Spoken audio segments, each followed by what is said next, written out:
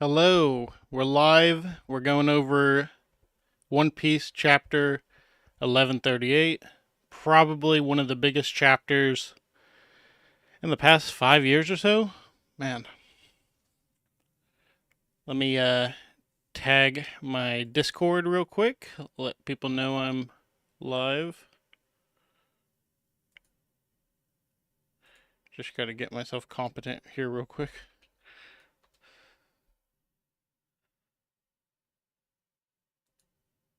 There we go.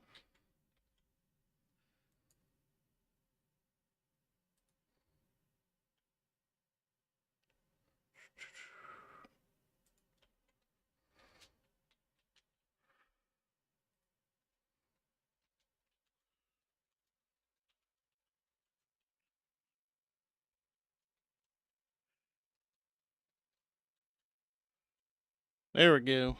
Everybody's tagged in the Discord. So fun. Abe, hello.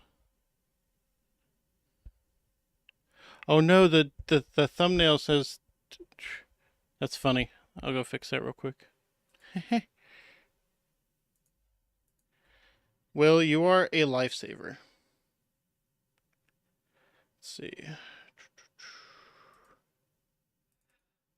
Luckily, I'm more organized with my One Piece stream stuff than real life, basically. Okay.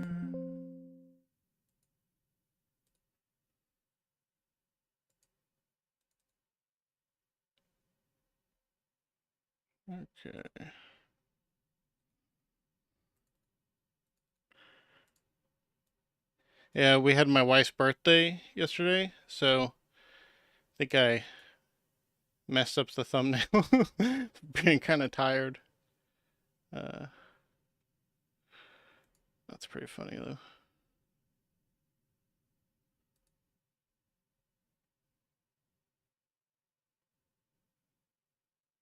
I think just 1138. That's just like too many chapters. I just kind of caught off guard. So funny.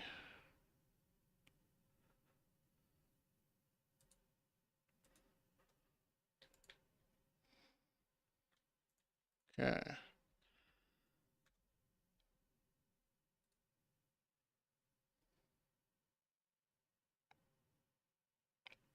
Thanks for the birthday for my wife. Yeah, we had fun. We went to a. I'm not a big karaoke person. I don't sing very well. Grew up more as an athlete than as a you know, how would I say it? Theater kid and stuff. But okay, changing my thumbnail.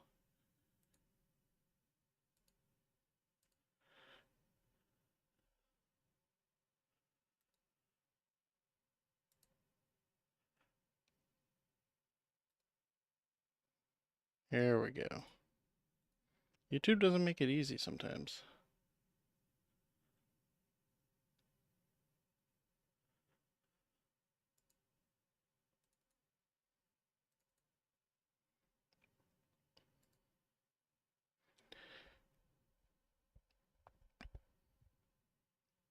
All right, it's fixed now.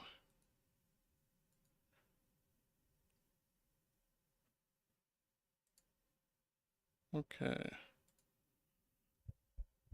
So yeah, we rented a private karaoke room with some friends here. It was a lot of fun. I think we got a free upgrade because they said that like they just were like you got a free upgrade like they were doing something nice, but I'm pretty sure they just booked the other karaoke room that we originally rented to some walk-ins. But anyways, so we sang karaoke. I did like 4 or 5 songs probably, which is fun. About 2 hours. Uh, my wife and I tried to do "We Are" the East Blue anime opening song, and it was all in Japanese. So we were kind of expecting the English version because it was in Portland, Oregon, which is massively white, massively English speaking. So, yeah. So we got the Japanese version, and I put my heart and soul into it, but it was tough. I don't know any Japanese. So, yeah. What I was reading, like I've heard it enough times that I knew I was very much off because there was no lyrics in the audio. It was just instrumental, and I was supposed to sing the words. And yeah, so I tapped out about halfway through that one. I was like, okay, I've hit my peak level of cringe for my wife's birthday, and we're going to let that be. I also was doing like a Brooke cosplay type of thing. I had like a little Brooke ribbon right here, and then I had a like an orange. I forget what they're called. The orange kind of like boa feather scarf. They actually didn't let me take that into there because they said the feathers are like really messy, which is 100% true. Thing was shedding feathers like crazy, but a little bit disappointing. What else was part of the Brooke costume? Well, obviously I don't have an afro, so I wore like a black bandana, which is something I wear on a pretty regular basis in my life, anyways, because I have long hair. Anyways, it was a lot of fun. But we're going to be talking about chapter 1138, the Harley. We've heard about the Harley text a little bit uh, before this, and they kind of just made it sound like it was like it was an important text, but the way it gets presented here is that it's like a child made it, and it's kind of adorable. But us as the readers, we've been going all around the world and we're like, what the hell? And I have the big double spread pulled up on Photoshop, so we're going to spend a lot of time on that. It's going to be kind of hard not kind of rushing through it, but here we go. There we go. And Will's like, a really close friend of mine for a long time now, by the way, Abe. I forced him to read One Piece, in fact, and his life is better for it. Right, Will? But what did you think of 1038, Will? And what did you think, Abe?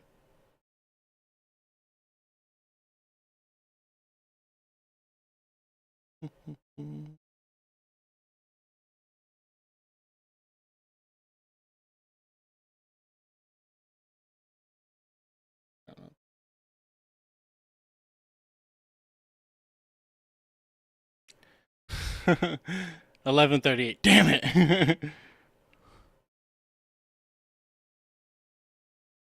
Yeah, I'll see if I could share something on Discord if it's not too embarrassing. Yeah, it was wild, Will. What I'm looking for. There we go. Okay. The Harley text we got Who's Who here, hanging out with some other Beast Pirate remnants. And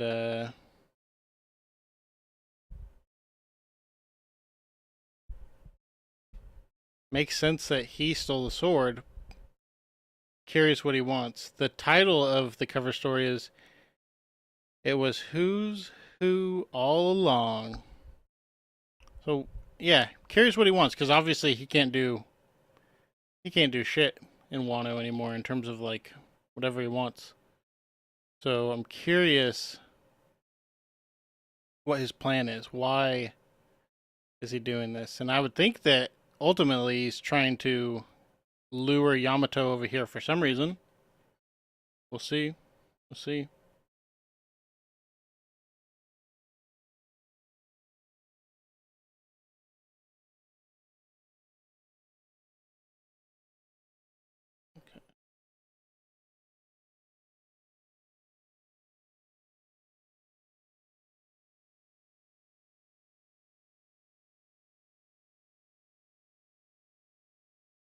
There are Abe says, there are various peak piece parts, gender piece, but this one is pure lore piece, mind blown piece. Yeah, I definitely. I'm like trying to think what else so far since I've caught up on One Piece has reached this level. I feel like maybe like the reveal of like the five elders is like in the ballpark, maybe, but I don't think so. This is bigger than all of that. Yeah. So we got Loki waking up, kind of staying conscious and dealing with Shanks or Shamrock or whatever you want to call him. And he's like, why do you look like that red-haired pirate?" And we get the reveal that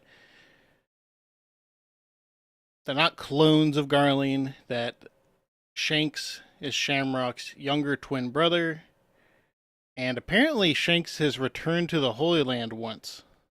I would assume this was after Roger was executed.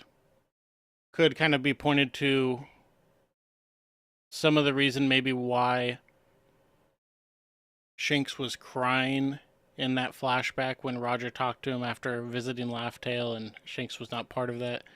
You know, Roger leaned down and talked to Shanks a little bit. We don't see what he says, but for whatever reason, Shanks cries, and it's not because Roger's dying. That's been known for a long time, and I don't think Roger ever pretended like the One Piece would save him, but yeah.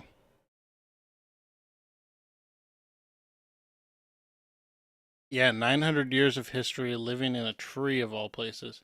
I mean, honestly, we don't really know the timeline of the first world, but I would assume, given it that it's the first world, that it's even more than 900 years. Because, like, to me, at least in the Mural, like that second world is like what is part of what is contained in the Void Century. The Void Century is probably longer, but yeah. Here we go. So, you know, Loki's like, okay, you guys are continuing to piss me off. Like, now I'm mad at both of you. It's threatening them and all that kind of stuff. And then we get the reveal that Shanks's or Shamrock's sword is Cerebus, right? We don't get the devil fruit like mythical Zoan model Mut fruit model Cerebus. Nope, it's just Cerebus. Um, which kind of recalls to the reveal of the five elders and their yokai forms. They also did not have like the devil fruit like description and explainer text. Kind of pointing to that this is not really a devil fruit, though this is just like a real ass demon or something, right? It's got the clouds and stuff, meaning it's a mythical Zoan, possibly awakened, but for sure we know that that's something that the mythical Zoans have for the most part.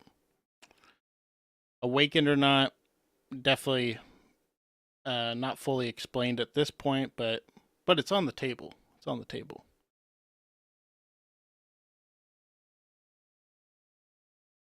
And it's pretty crazy power. These dogs can have like individual swords coming out of their mouth, and it's a big problem for our boy Loki, who I think everybody has warmed up to very nicely since Elbaf started.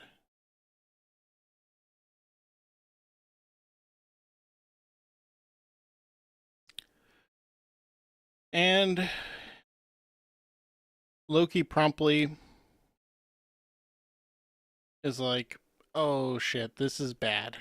And Shamrock's like, "Hey, if you survive, come and find me. I'll fight you. Try to kill me, whatever. I'm not really concerned about that."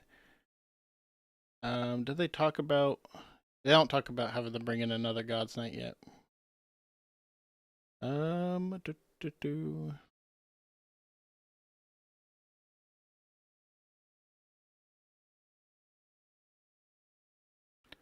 So, what's the other God's Knight's name again? It's like Japanese for child soldier or something like that. Starts with a G. Gunko, I think.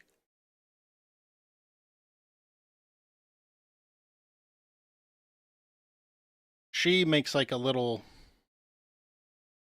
plane essentially with the arrow fruit, and they just kind of somehow hop off while also using the Cerebus stuff, and it's crazy.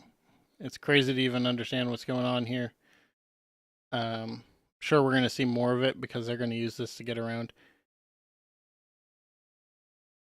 One interesting part is, I mean, it kind of matters where they're going, but why do they not just teleport or whatever, right? So wherever that kind of suggests that they need to plant the summoning portals beforehand, which also kind of calls back to when King Harold is murdered in that castle, the same castle that these gods knights like were summoned into. It implies that King Harold um, might have died at the hands of some gods knights a while back. Just adding to that kind of conspiracy of Loki not really being the bad guy we think he is, or whatever, right? Or that was originally thought. Crazy arrow lady. Yeah, that is true.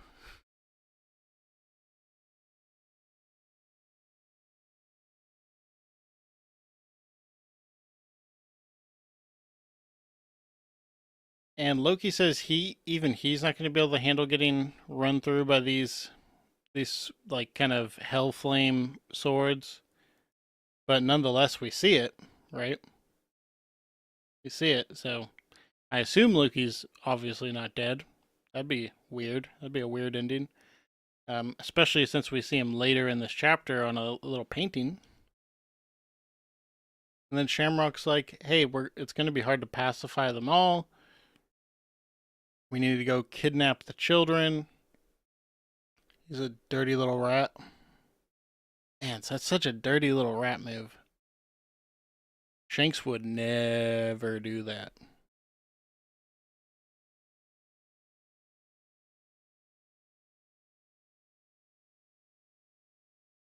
And they're calling in additional Gods Knights. Now, I went back and I saw that there was something like, there was only like 4 or 5 Gods Knights total. It's a very small elite group.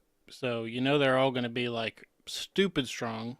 They're probably all like tapping on the door of like Emperor of the Sea Level strength or Admiral strength or whatever. But yeah, they're bringing in another one. So that kind of, I don't know who that will set up like fighting wise, but at the moment it's looking like if things stay the same and we don't get Shanks coming back to Elbaf or anything,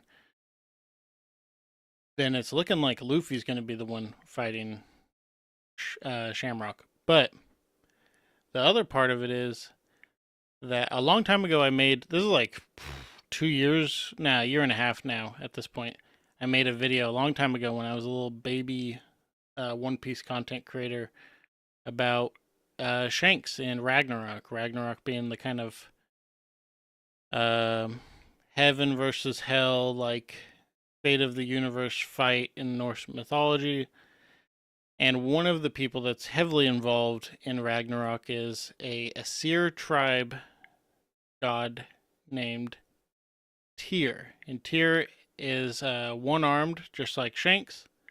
He gets an arm cut off or eaten by a big monster, like Shanks, and his representation in terms of Norse mythology is of justice, but more kind of accurately like a mediator, which kind of calls in line that Shanks is a mediator between pirates and celestial dragons. And anyways, the end of the Tyr myth and part of the big story of Ragnarok is that Tyr is slain and slays Cerebus during the like peak Ragnarok events. And Ragnarok is pretty much shown in that mural, and it's shown around a big tree being on Elbaf. So it's making me wonder how close that massive battle that we see in the Harley text is going to be to Elbaf. Is it going to be on Elbaf? Maybe, maybe. Obviously, Luffy does not believe that Shanks would be the person that did this. He knows that's not something that Shanks would do, and obviously he's correct. But the other people don't know Shanks like Luffy does. They don't know. I mean, they trust Luffy, but they're also like, Luffy's not right 100% of the time.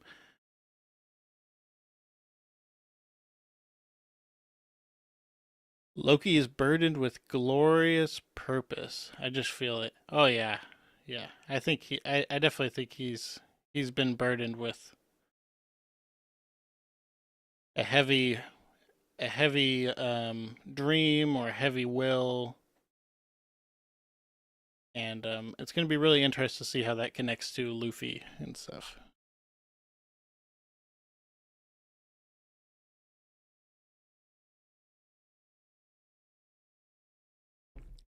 We get Luffy talking about Shanks and Shanks's family and what Luffy knows.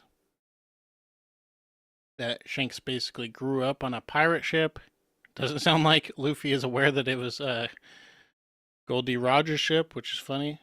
But at the same time, Oda is showing this mysterious man who we saw. I don't know. We saw him back in like chapter like 600 or so in a cover story where he's talking to um, Crocus, and it's that same dude. And we've seen him a couple times, once or twice on Elbaf so far, always silhouetted and hidden. But it's appearing to be implied that this is somebody that knows Shanks very well. Be curious that it doesn't seem like he revealed himself to Shanks or the rest of Elbaf necessarily when Shanks was there last. He wasn't like hanging out with everybody. He's just kind of wandering around waiting for something, maybe. There's a few possibilities of who this is. Obviously, Shiki is kind of like the most mainstream idea. Uh, what is it, Scapper Gaban or whatever? He's up there as well, but we don't really know. He's probably Colin's dad, and yeah, he's gonna get. I think he's going to end up in this story very quickly because he's right behind Luffy, Zoro, and them. In fact, I don't remember if they leave this scene, so he might be walking in there next chapter pretty early. Yeah, they don't leave that castle yet, so I wouldn't be too surprised if he walks right in there. It's not like they're going to teleport out or anything, so they're kind of destined to finally run into each other. That's cool. Then we go to Team Frankie at the Jewel Tree Adam Tour. Frankie's getting a look around, explaining how valuable it is. Holy crap, it is so funny seeing Frankie being picked up like a little action figure. That's good stuff. uh, that's funny.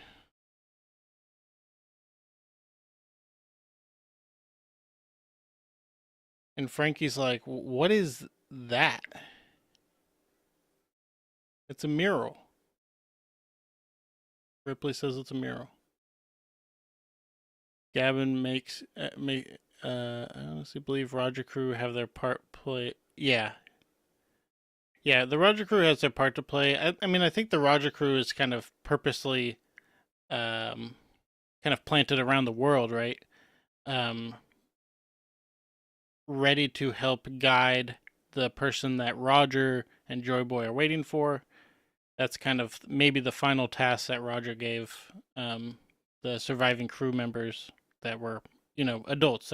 They're too old. They're not part of the next era necessarily. So that's their role to play. I can definitely see it being. That's who I lean towards, but really don't know because I mean Shiki is a Rocks pirate member, right? Um, and but I will say that the back of this person that we're seeing walking around Elbaf, it certainly looks a lot like Shiki when we see the Rocks pirates descending on God's Valley. What would that be? That'd be like 40 chapters ago. Yeah.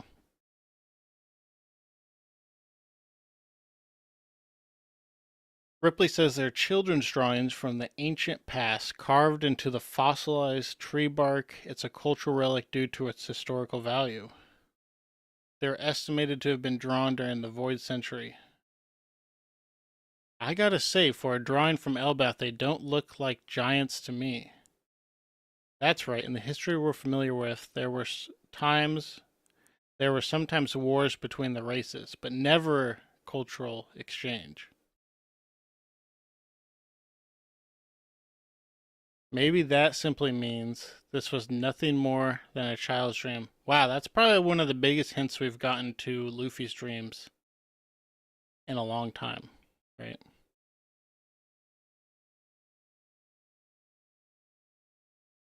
There was never a cultural exchange between these other races. So that means this was nothing more than a child's dream.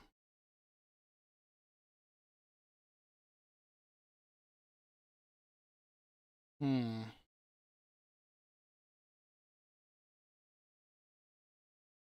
Very interesting. I'm gonna have to think on that for a while. Hmm. I've spent a lot of time thinking about Luffy's dream. That's an interesting piece of that puzzle. If you want to see more about what I currently think about that, I do have a video up on my channel about Luffy's dream that's um, maybe that's back from like June or something. Yeah. I go over a lot in that, but basically Luffy's dream is the same as Roger's dream, which is probably the same as Joy Boy's dream, all of which is considered childish, ridiculous, impossible, and hilarious, right? Um, yeah.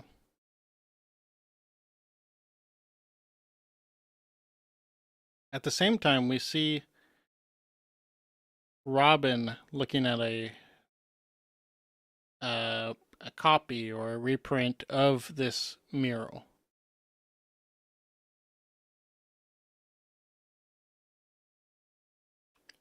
All of the myths and legends of Elbath are based off of this original text.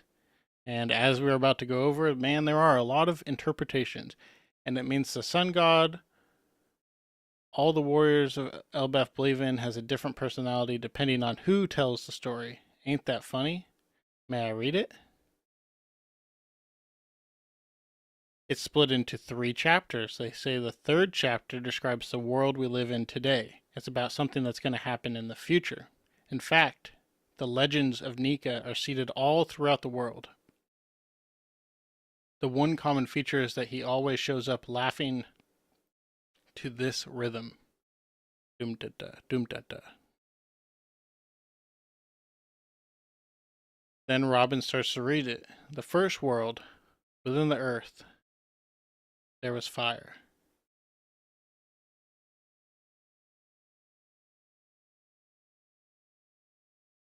Mankind succumbed to greed and touched the forbidden sun. The enslaved prayed, and the sun god appeared. The earth god raged, and with its serpent of hellfire shrouded the world in death and darkness, and they will never meet. The second world. Within the void there was breath. The forest god tamed demons, and the sun spread the fires of war. Those of the half moon dreamed, those of the moon dreamed. Man killed the sun and became God, and the sea god stormed, and they will never meet again, and they will never meet. The third world. Within the chaos there was emptiness. The inconvenient remnants recall the promised day and hear the voice of the half moon. The sun god dances and laughs, guiding the world to its end. The sun returns and brings a new morning, and they will surely meet. Alright, pulling up my Photoshop version too so I can have some fun with this. Dreams or fate? Yeah, that's definitely an interesting question with all this. Dreams or fate indeed.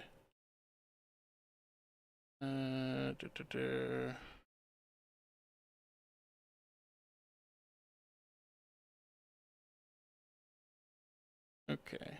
That looks pretty good, I think. Good.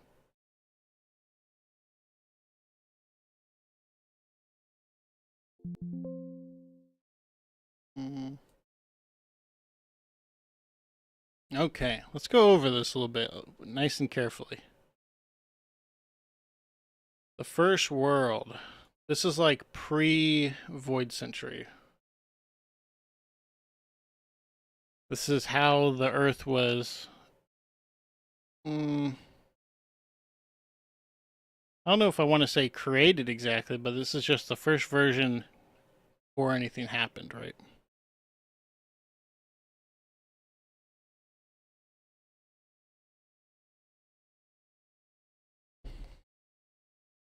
So, mankind succumbed to greed and touched the forbidden sun. This is obviously a very strong parallel to a lot of creation myths, but the most obvious one is the forbidden fruit in the Garden of Eden. That's when mankind succumbed to greed, right? And took a bite out of the apple. So, whatever happened there may have given a group of people, obviously, an immense amount of power,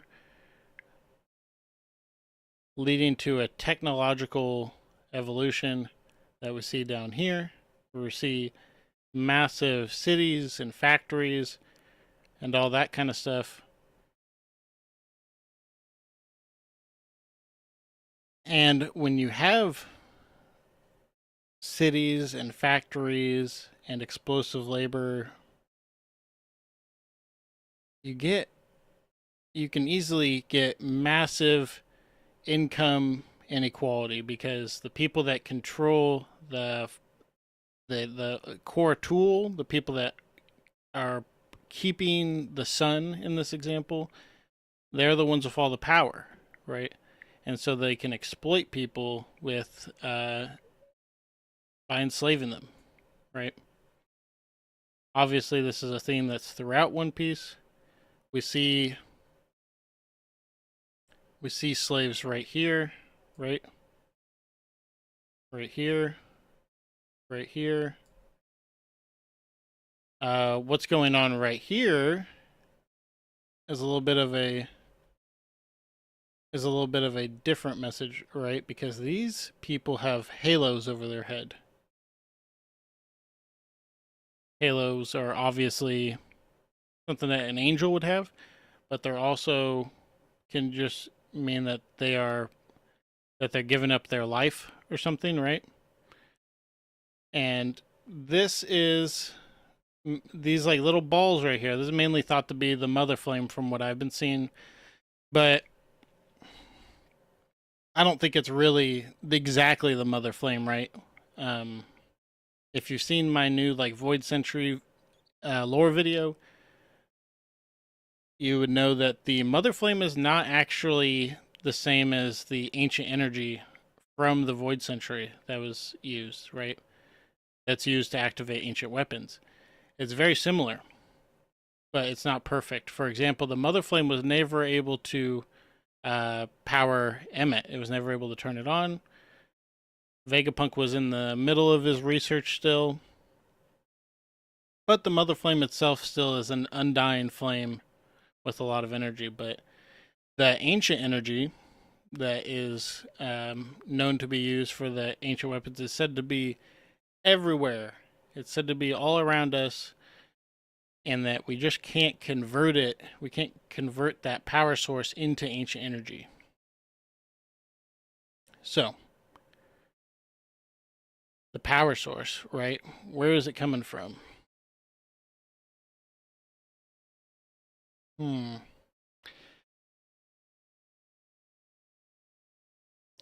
It sure looks like they're pulling out. They're pulling out. They're like going down into hell, right? That this is like an here. I'll change this to black. that they're changing, that this is going down into hell, right? See the flames, maybe the underworld. And this is like a little elevator type of thing here.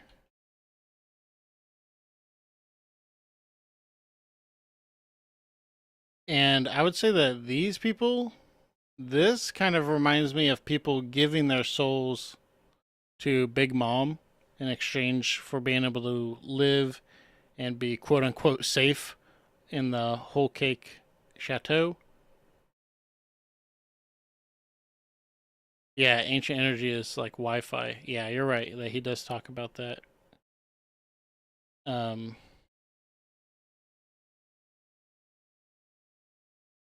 hmm. I'm just noticing this thing here. Interesting. Anyways, we'll continue with the first world. The enslaved prayed, right? They pray for, what do they pray for? They pray for the sun god. They pray, so they prayed for, oops, got to switch back to yellow. They pray for the sun god. He appears. The sun god is known for three things, right? Being a god of freedom, being a god of laughter, and being a god of destruction. So if the enslaved people pray for him, you would think that this sun god is sun god of freedom, right? That they prayed for somebody, they prayed for their deity to liberate them. This enraged the earth god, and with its serpent of hellfire, shrouded the world in death and darkness. Here is the serpent. It has X's along its body. It has this kind of scale pattern, I guess I would call it, kind of right down the middle.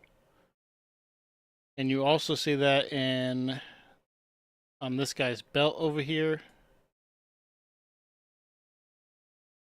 Have to keep an eye out for it if we see it in many other places. It might be down here too.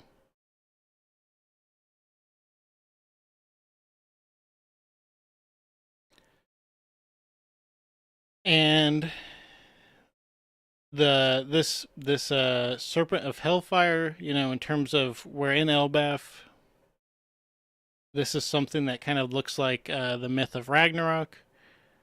So you have to assume that this is like the world serpent, and that there's this very big possibility that this serpent could be really related to the red line. The red line is obviously, if you're like paying pretty close attention to the lore and world building of One Piece, the red line is not something that was always there.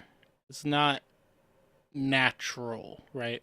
It's kind of like a little bit of a um, conditional statement, because if like deities of the planet are creating them, does that make it natural or not natural? But the world serpent, you know, could wrap itself around the world in creating a red line. So it calls into question is like, what is under the red line? What's under the red line? Like what's under Wano, where we got Pluton sleeping? Is there a giant serpent of hellfire under there waiting? Was the serpent turned to stone with the Marrow Marrow no Mi boa's fruit? Seems like a stretch, but you've got to wonder what happened. One of the interesting things is that this first world doesn't necessarily explain what happens to the sun god or what happens to the forbidden sun. But this serpent of hellfire ends up shrouding the world in death and darkness, and they will never meet. Who is they, right? Death and darkness. Shrouding the world in death could also um, kind of tying back to the red line itself. and that like a red line is something that could be like when like in wars, soil can turn red because of a massive amount of blood from all the fighting, all the death and destruction. And so this could kind of imply that the red line itself is what it is. It's red and stuff because of what has happened in the first world. Yeah, even in the mural, there are a lot of gaps in the information. That's why when I saw this and I was like kind of finishing up my Void Century video, I was like, damn, that's like it like fits most of the stuff that I've put into this video without like really rehashing a lot of things or like contradicting things. Because this in itself is not a complete story as well. I mean, we know that Vegapunk very likely has read this, right? He read all of the Oharan uh, scholar texts. There's pretty good evidence that he would have read something like this too. I mean, he would have just read everything in that library, right? Who is they though? They will never meet. Well, they could be the serpent. They could be the sun god, but it can also be. I think they is for sure involves the sun god. The second party is definitely a lot harder to tell because the earth god raged. It's implied that the earth god raged because the sun god appeared, right?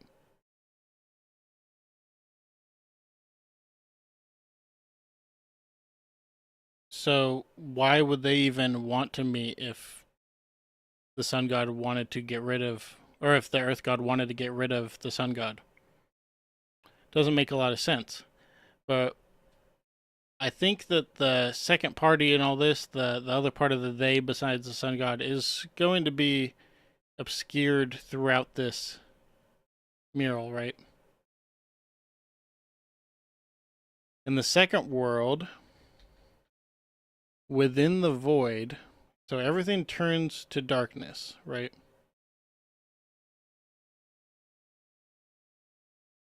There's also, I guess, before we go from here to here,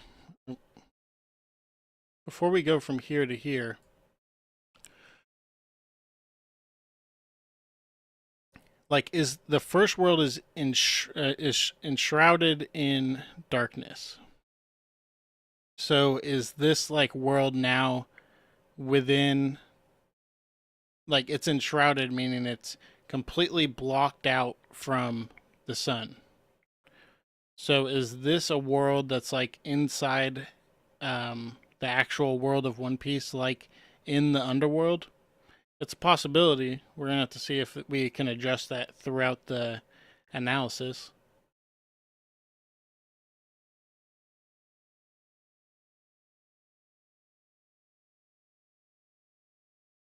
Yeah, this could definitely be related to the reason that Vegapunk does not know which party is good or bad, or that it's a gray area, right? The second world starts out within the void, so we're still in darkness at the beginning. There was a breath. This kind of reminds me, and void in this situation can kind of mean death as well, right? Because void is nothing, it's darkness.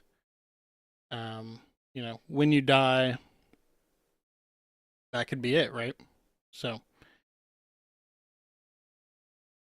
the sun god isn't explicitly said to be killed, but like Luffy, when he dies in Onigashima, he he's in a void briefly. He's dead, and then there was a breath, and he comes back.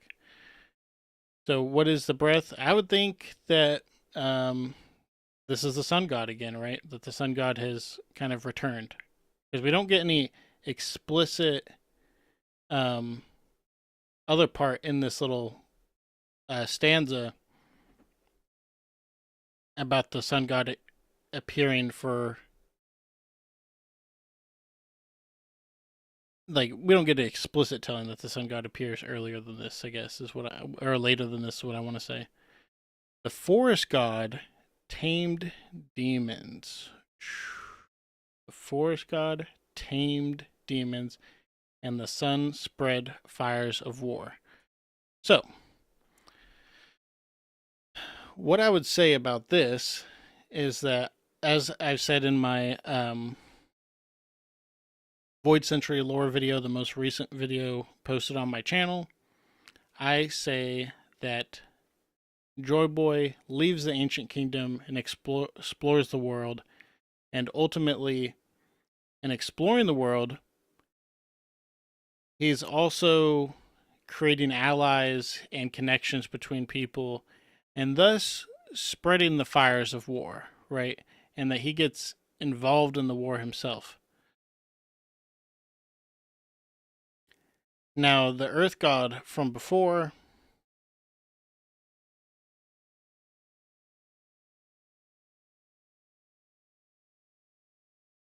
it's tough to tell how involved they are in this place, but they could definitely be connected. So, like, the mankind succumbed to greed and touched the Forbidden Sun. Even if they're enshrouded in darkness, if they don't all die and they manage to use that power of the sun for that kind of um, that kingdom of people to survive, they have access to a level of technology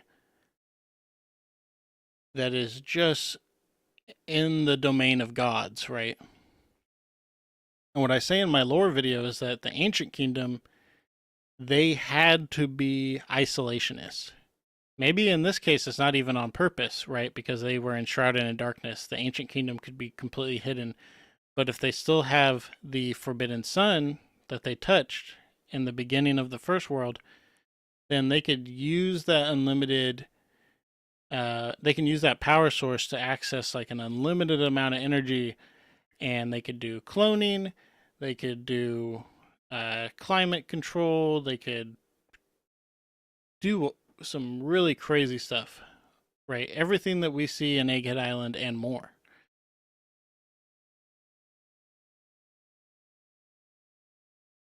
Joy Boy leaving the ancient kingdom, which he was born into, would spread the fires of war because he's a representation of gods, and if they are connected to the rest of the world, then Joy Boy would have been able to see what the ancient, he'd be able to see the suffering and everything in the rest of the world and be like, I can, this is wrong, this is, I got to change this. And that's part of the reason why I feel like Joy Boy was loosely tied to the Alliance more than fighting for the Ancient Kingdom, right? If he's a pirate, why is he going to fight for the Ancient Kingdom? Doesn't make a lot of sense, in my opinion. But I also don't think he would just straight up join the Alliance because, again, he's a pirate. So he would be involved in the war if he had a friend that was part of the Alliance. Even if he himself is not part of the Alliance, he would want to help his friend and make sure that they don't die or whatever, right? That they get their kingdom back. And so Joy Boy could be involved in the war because of his friendship and connection with Nefertari D. Lily, who is somebody that is between a pirate um, and this kind of upper echelon of mankind at the time. The forest god tamed demons. Tamed demons. That's something that to me calls back to maybe the origins of devil fruits and what like makes the devil fruits, but it also strongly calls back to the current king of the world, the surviving relic of the Void Century, Emu. Or at least that's what their name is said to be. And Emu appears to be connected to yokai, or demons. For example, all the five elders have turned out to be yokai.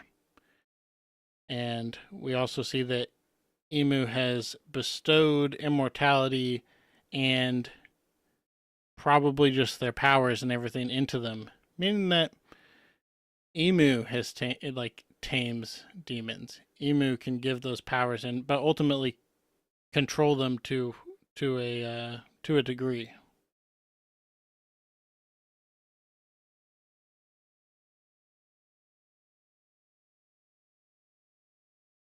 Normally, I would say that demons, like using the term demons, it's a loaded word, right? Like you could call somebody a demon to dehumanize them, but the author of this mural and this story is a child, so I'm going to take it a lot more literally than that.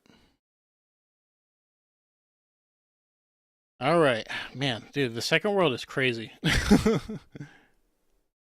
uh, could this World 3 follow a third act structure of storytelling that the Luffy story is the final act? Yeah, I mean, I definitely think so. I definitely think so. I definitely think it is a three act story. There's also, I haven't gone into it too much, but if you guys are interested, um, you can just like Google, right? Three world mythology and stuff, and if even if you tap in like Japanese, there's a lot of interesting stuff of like related to like Ni no Kuni and stuff, and there's quite a bit of tie-ins with what's going on in this mural and in the all in the entire history of the One Piece world as we know it. So that's definitely a pretty interesting source of inspiration, I think, for this. I don't know how much you can theorize or predict from that, but you know, Oda is a Japanese man. Like, it seems likely that he's going to be inspired or utilizing mythology and lore that he's known since he was a child, or that he feels connected to his culture and his history in Japan. So I don't know how much I'll ever go into that. I mean, it's kind of, I could just sit here and read a Wikipedia article, but that's not that great of research for like telling other people that it's like solid, you know. But um, and finding like primary text for that, you know, it's just not in the cards at the moment. All right, stanza 2 of the Second World. It gets kind of crazy. Those of the half moon dreamed. Those of the moon dreamed. All right, we got a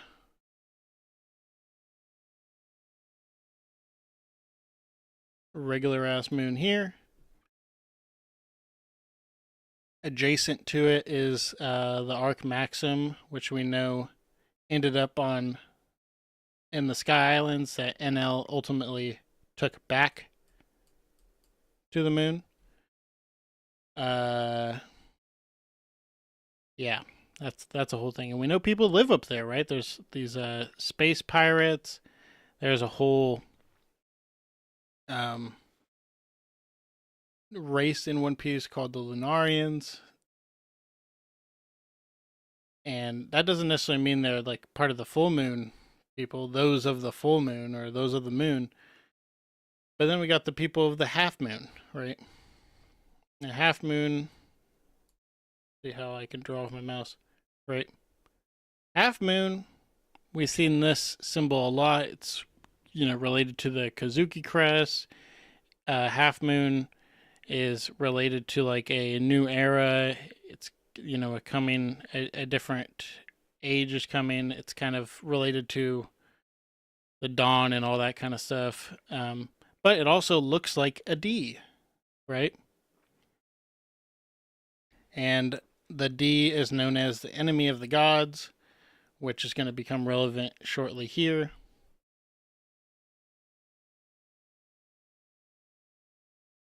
But anyways, I would say based off the information that we have here, I would say that the D members, if they're part of one of these moon groups, they're going to be part of the half moon, right? Those are the half moon dreamed. Boom. Now, if the sun god didn't appear here, where within the void there was a breath, then this to me would be the mark of the sun god, right? Right here. That this is all connected. I think that's probably the most likely thing at the moment. Those of the moon dreamed. So those of the moon dreamed.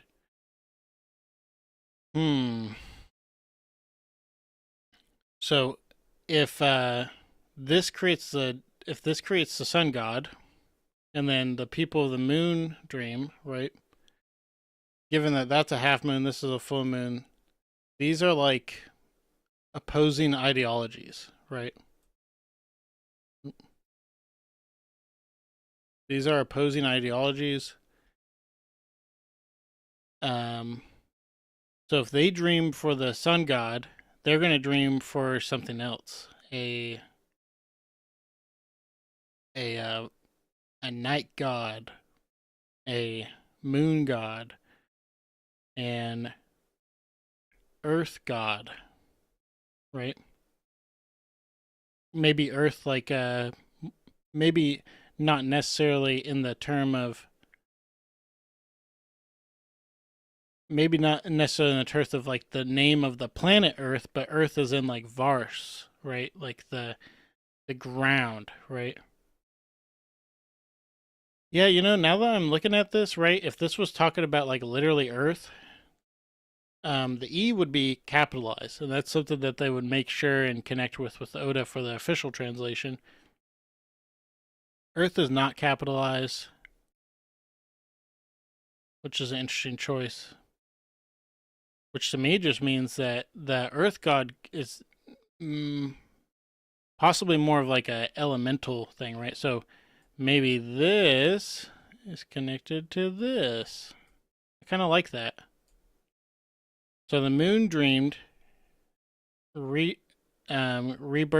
the Earth God.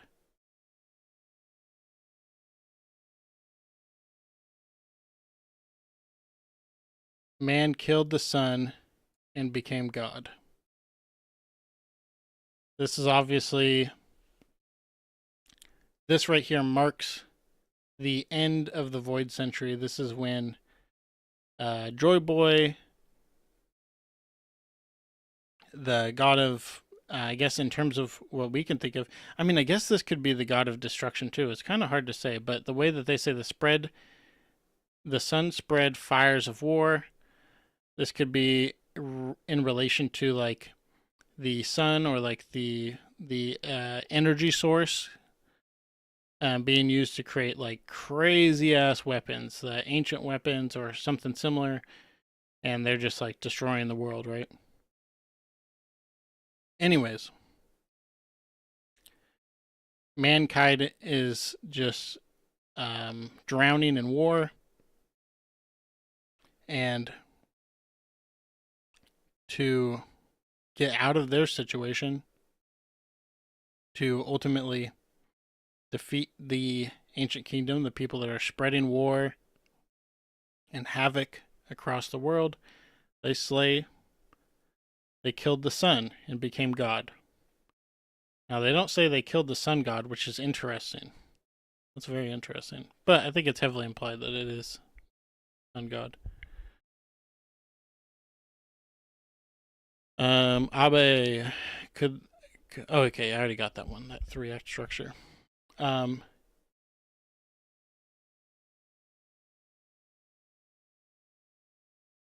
the sea god stormed. This is Poseidon, right? The sea god stormed. So let's go here. I want this to be black.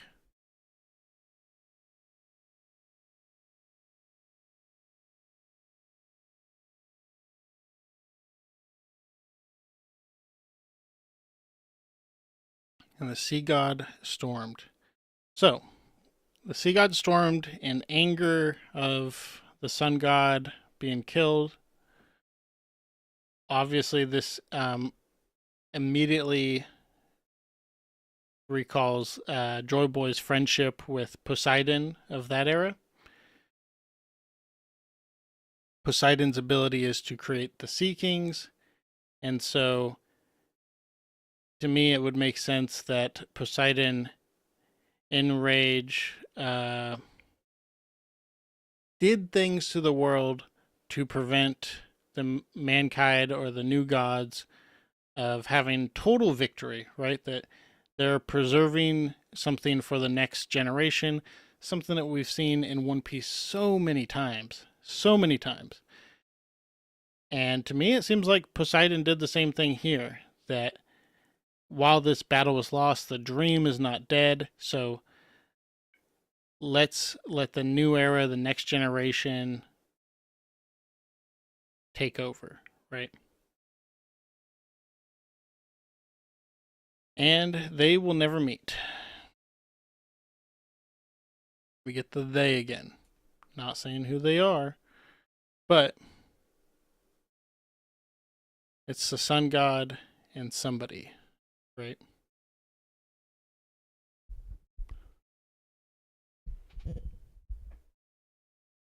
Ace V. This is literally the creation of the One Piece universe itself. Used to be a world of spirit, a dreamland. The land was on top, the sea was above, there was a fire under the earth. Wish granting. Yeah. It definitely is like that. It's very interesting. And the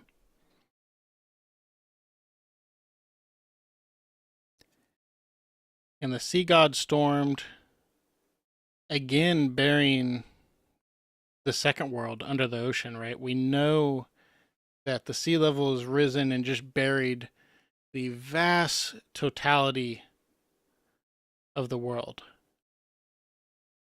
That the islands that we see in One Piece, that 800 years ago, they were connected as um, much larger land masses, and that these chains of islands were probably actually just like a giant, continent. But that world is buried under the sea now.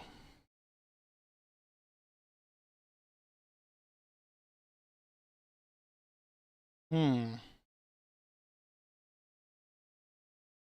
Yeah, that was very good, Ace. I like that.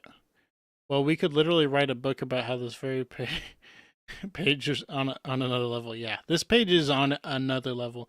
I think Oda must have had so much fun drawing this, right? It is like a beautiful imagery and symbolism and composition. Yeah, very, very impressive. All right, let's go to the oops. Let's go to the third world. Third world says the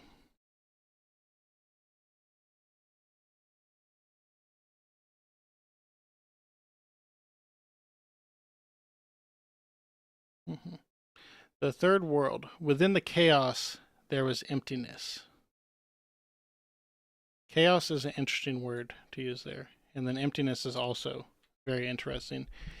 Emptiness, immediately recalls void.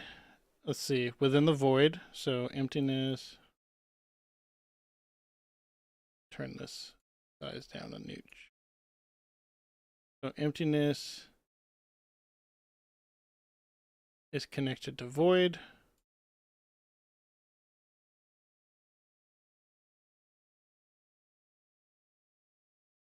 There we go.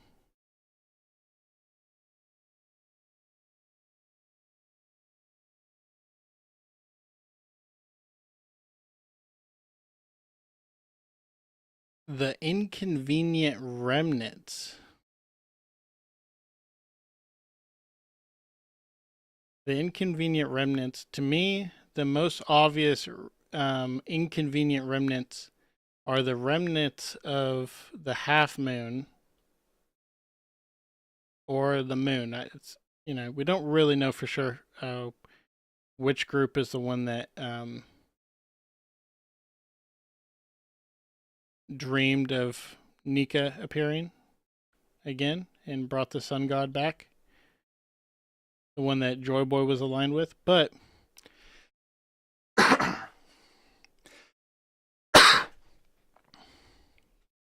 the remnants are the D, right?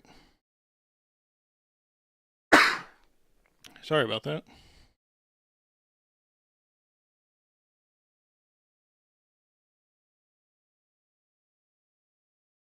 Oops.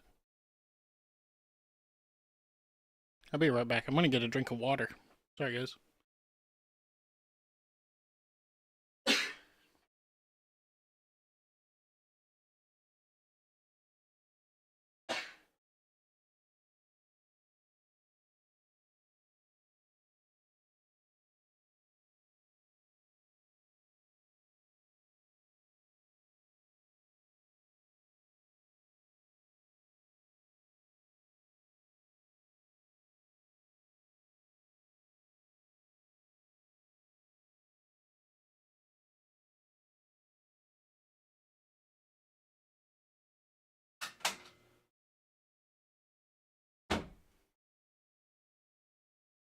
All right, sorry about that. What a horrible itch in my throat. All right. So, like I was saying, the remnants are, um, the D poneglyphs, right? We get when we get Emu talking to Nefertari D Cobra back in the late 1000s chapters, he calls the poneglyphs like vexing relics and stuff like that, and also talks about how the people who bear the D now, like, they don't understand the true meaning, meaning that they are remnants from before. So these are connected to the ancient kingdom.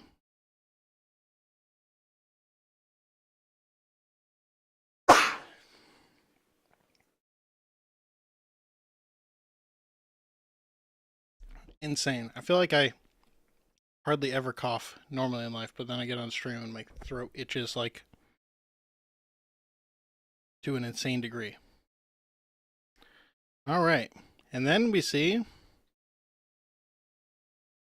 this. The inconvenient remnants recall the promised day. This being the promised day, I suppose. But the promised day is probably more like when they meet and not necessarily like the big war. Because remember, this is a child's dream. I think they would think about the situation a lot more like that. Promised day is when the sun god meets somebody, right?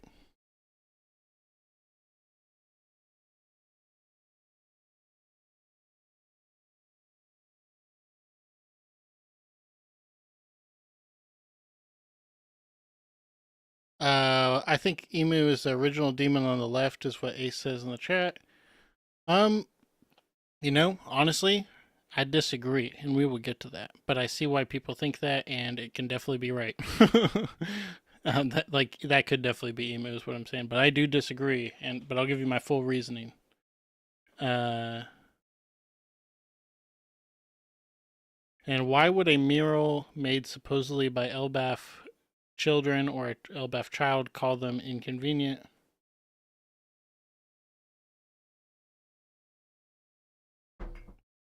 It's true. Why would they call them inconvenient? It could be because they, it'd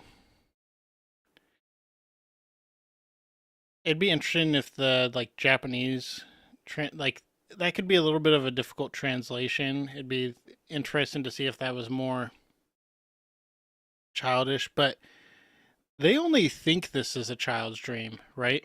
They think this is a child's dream. It's done during the Void Century.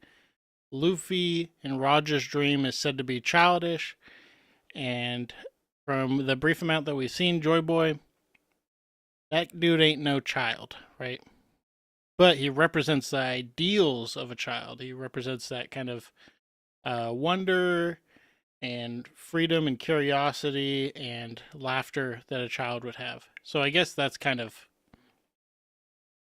um, why I think that this is such like a. These are not words that an actual child would really use. Yeah. So if the original author was Joy Boy, or just like is sharing a child's dream, or what appears to be a child's dream, Joy Boy's dream, then some parts of it could look very childish, and some parts of it could look very introspective, analytical, all that kind of stuff.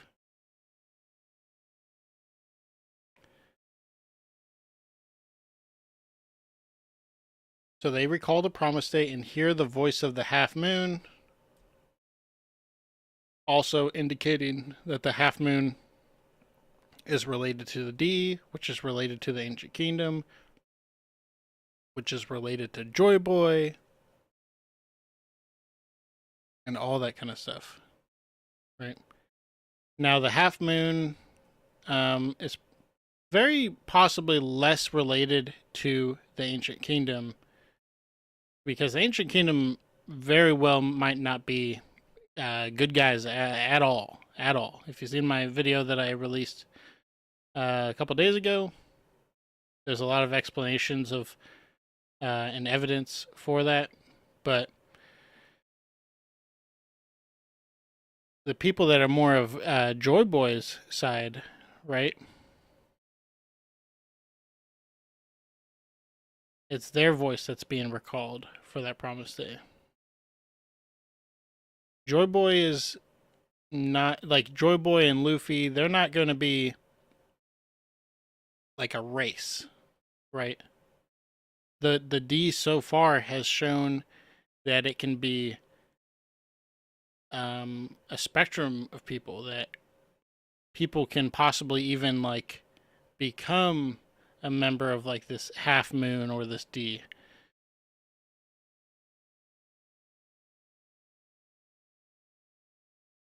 The half moon might be, the representation for the type of pirate that Luffy is, the type of person he is, seeking freedom,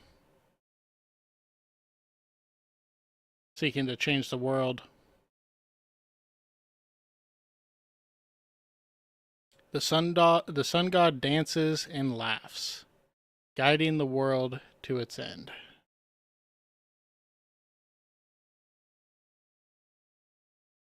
So, that last little bit of the world that hasn't ended yet, that hasn't sank into the ocean, the sun god's going to dance and laugh and use those ancient weapons that were left, that Joy Boy left, ultimately to destroy the world, right? Now, which world are we destroying? Well, we know that there's a whole world that is currently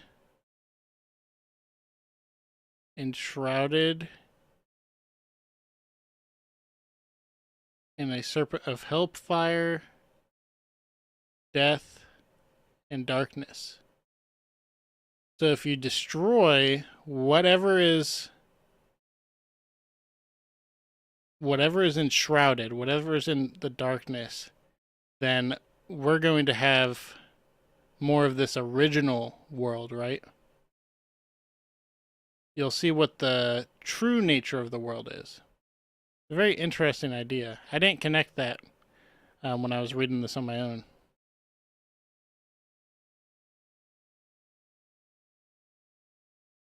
Hmm. Now, the sun god dances and laughs. Now the sun returns. So you break the world. Oh man. Whew. This is actually big shit right here.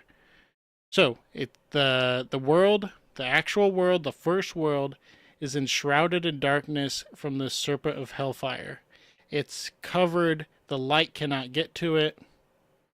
But when the sun god dances and laughs and guides the world to its end, the sun comes back, right?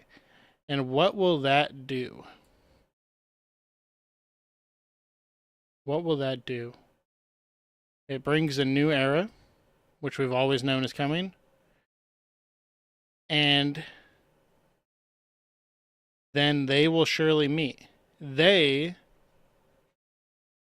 being, I think I understand. They are the people that wish for the sun, right? The people that were originally had the sun stolen from them. Some section of mankind in the first world stole the sun for themselves and used that technology, used that power source to enslave. Well, they used it for other things, right? But part of that involved is exploiting an enslaved group of people. Think about the Buccaneers. The Buccaneers then pray, and the sun god appears, and now the earth god is forever pissed off at the Buccaneers, which calls back to why even here in the third world, the Buccaneers are basically extinct, that they are ruthlessly squashed like insects.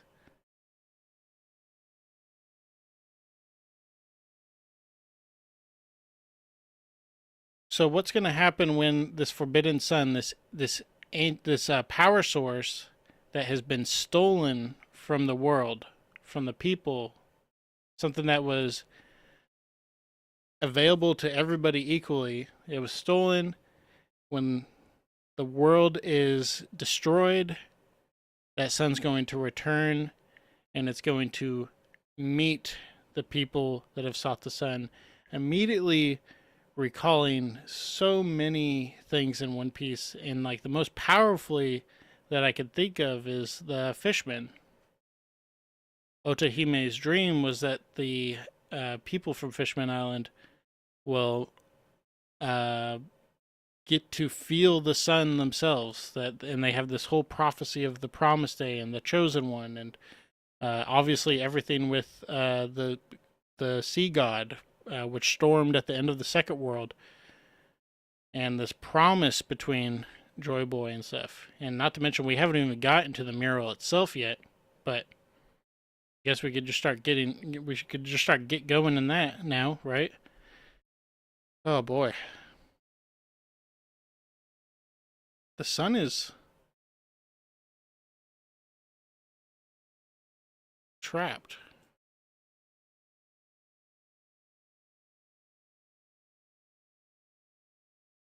Emo won't meet Joy Boy and Nika on the day of promising to make Emu laugh. The Forbidden Sun, any wish is granted. Nika was the first devil fruit. Maybe a kid touched the sun. Hmm. There's a possibility. Definitely. There's definitely a possibility. But I don't really think of kids as type of people that would succumb to greed, right? Because the person that first touched that sun is somebody that succumbed to greed, which is interesting too. Hmm.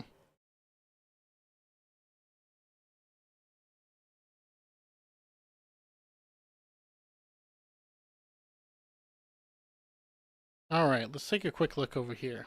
So, they touched the Forbidden Sun. I think, given what we've seen, is we can assume that these little balls are pieces of the sun.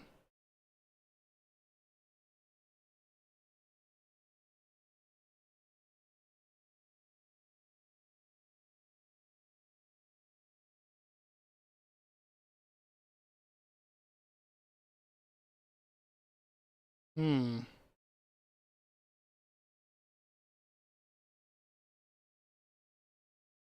This is so interesting. It's hard to know which way they're going, right? Because these people look like they look like they're going this way. But they could also be kind of leaning back and holding it up over their head. It's definitely something kind of hard to say. Because if they are going this way, then what they're doing is people are lining up here and they're going down into the earth, which, by the way, the sun should be up. If you don't know, the sun should be up there. But no, they're going down here. And they're picking up a little piece of the sun and they're taking it back up.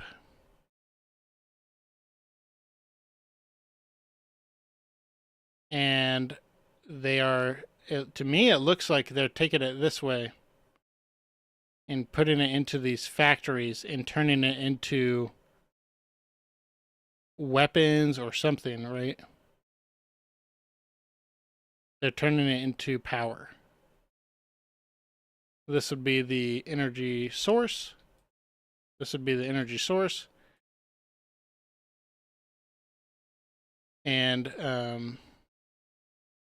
And this could be one of the ways that you could force a conversion into maybe something that is unintended.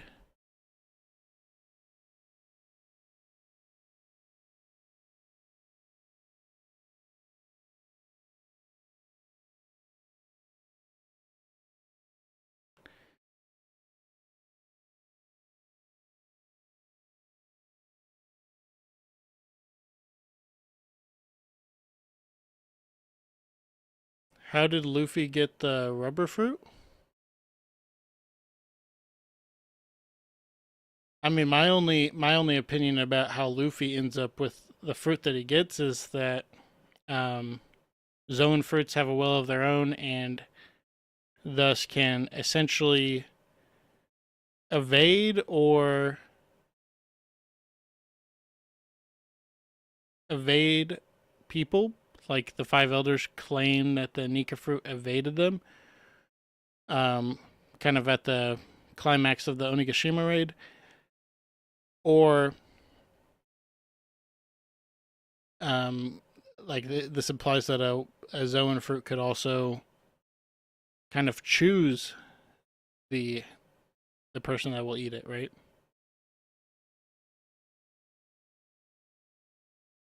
Yes, definitely. Luffy and Nika are the same, and they're both kind of silly and just go, go, go. Yeah, and I think if you go back and you read chapter 1 of One Piece, before Luffy eats the Nika fruit, he wants to join Shanks's crew. He wants to be a pirate and he wants to be under Shanks. But after he eats the fruit and then is saved by Shanks, that is what he says. I'm going to become an even greater pirate than you, or as great as you. I'm going to, and in the chapter he says, and then I'm going to blank, and it's obviously his dream, and that is when Shanks gives him the straw hat, directly connecting him to Roger and Joy Boy, the other two people that we known have worn the straw hat besides Shanks and Luffy.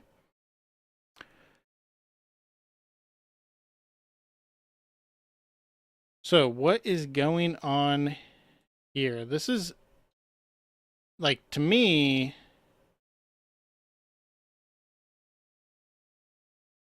this immediately looks like Noah, right? That's what I would think, that this is Noah, because we got like animals and stuff here, calling back to Noah's Ark. Uh, we have a angel here, which looks a little bit different than the Lunarian, which we show looking more like a Lunarian. So whatever the hell this is a little bit tougher to tell exactly, right? One of the more mysterious illustrations within the mural. But then this itself kind of looks like a boat.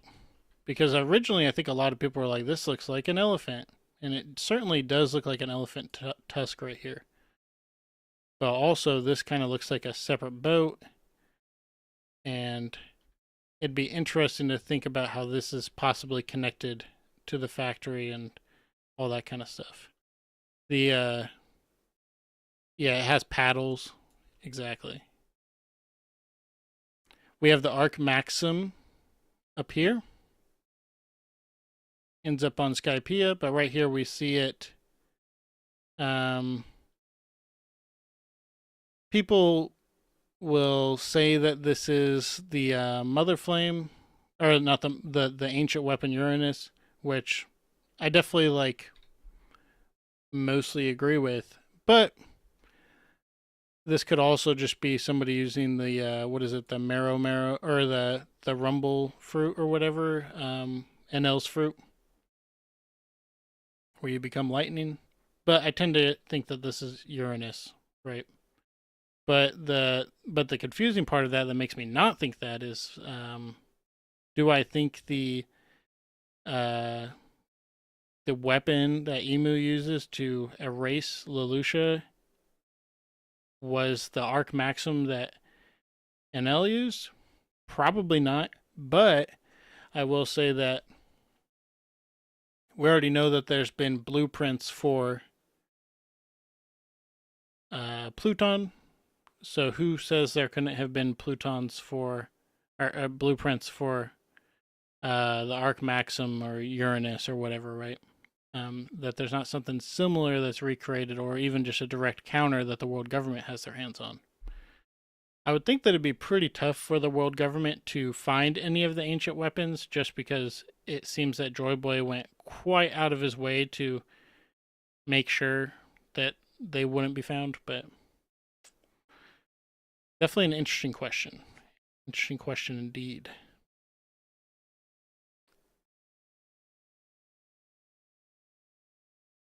This is likely what I would say is the Yggdrasil tree or the Atom tree on Elbaf, or maybe there's an even bigger Atom tree somewhere. But first thought is that this would be Elbaf, right?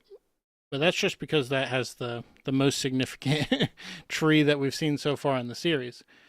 There's nothing that fully says that this is Elbaf, especially if we know there's other Atom trees around. So there could potentially be an even more important tree on the same place that the One Piece is, for example.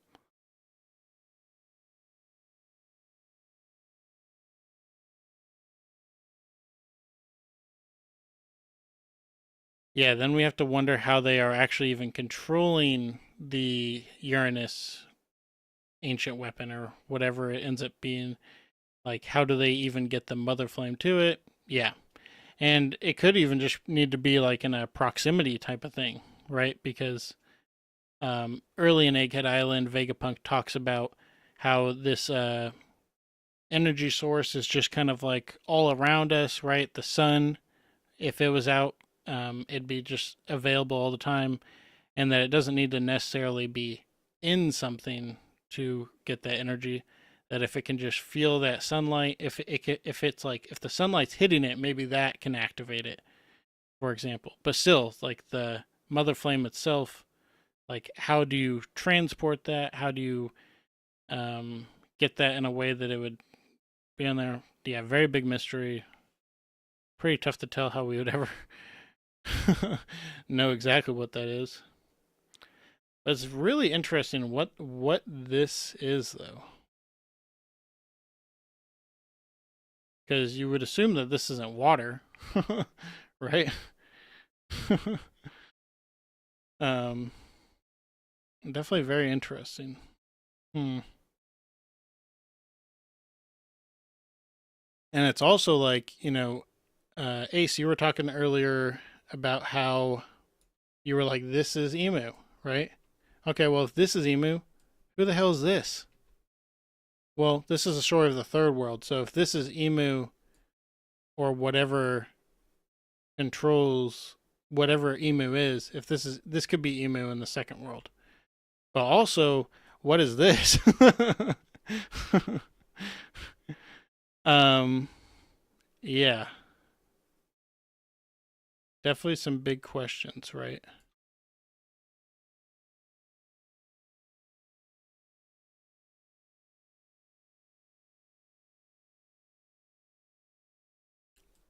This is so like my opinion. Hmm, that's a tough one.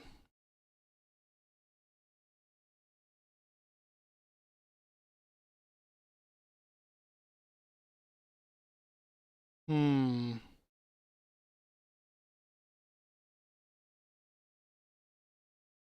So I guess I would assume this is either the forest god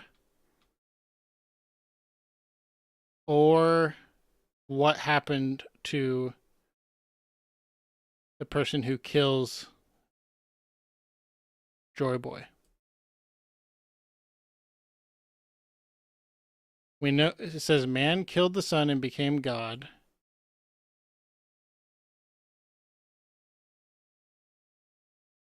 And we also know that the forest god tamed demons.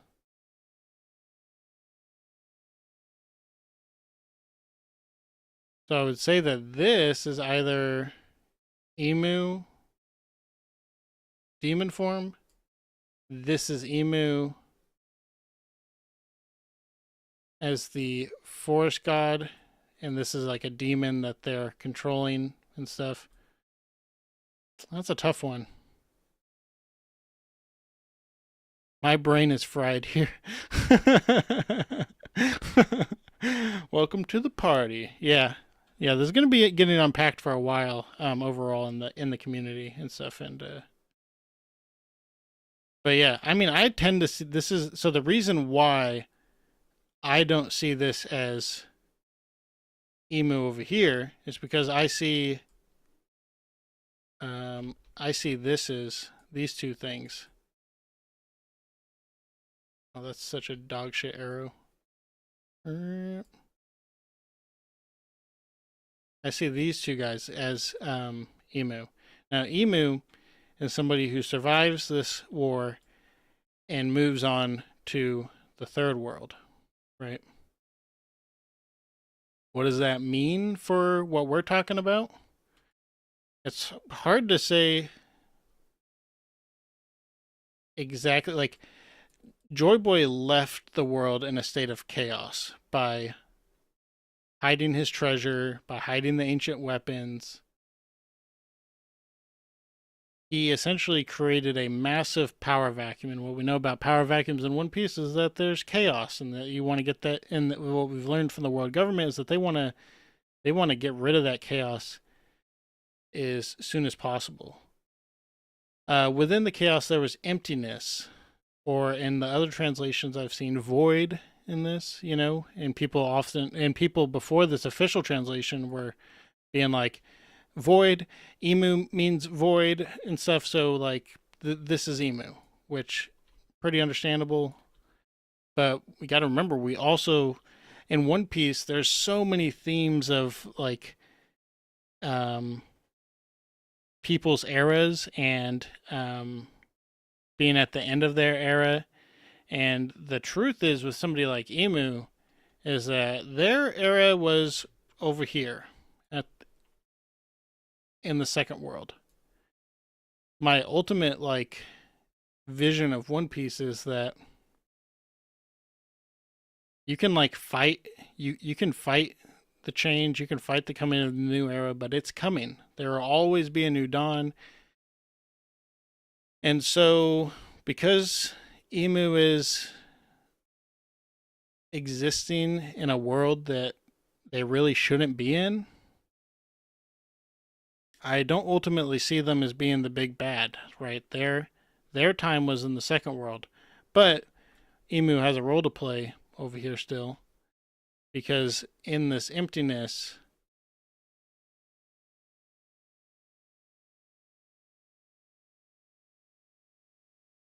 within the chaos, there was emptiness. And emptiness kind of immediately starts clawing at my brain that this is, if anything, hinting towards like a Blackbeard, right? His he's basically got a black hole darkness devil fruit. He himself is void. He himself, Emu's name might mean void, but Blackbeard is void. You kind of get what I'm putting down here? The inconvenient remnants recall the promised day and the voice of the half moon. That's being the D. The sun god dances and laughs, guiding the world. Okay. Just going over that again real quick. All right. This, right? That's Yamato or possibly Mink, but I think this is much more likely to be Mink. We got Loki. Super obvious. You know, this is Emmet right here. People could say it's Frankie, and that's fine, right? Emmet.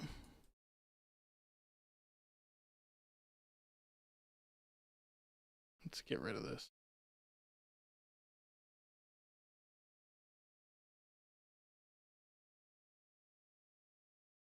Black line is in the way at this point.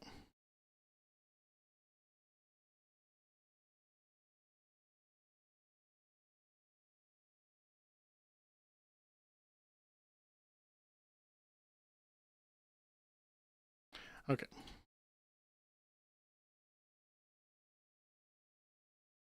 So this is Emmet, Loki.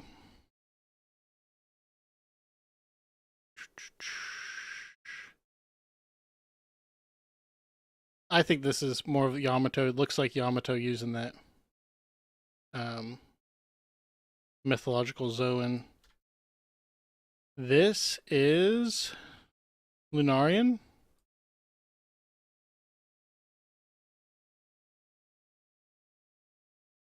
Or Seraphim. Right? Seraphims also look like this. Seraphim are kind of in a weird spot where they are on the side of the world government now, so there's a little bit of a question of like why they would ever fight Emu, right? It goes against their total literal programming, but being near the sun god could liberate them from basically being enslaved, right?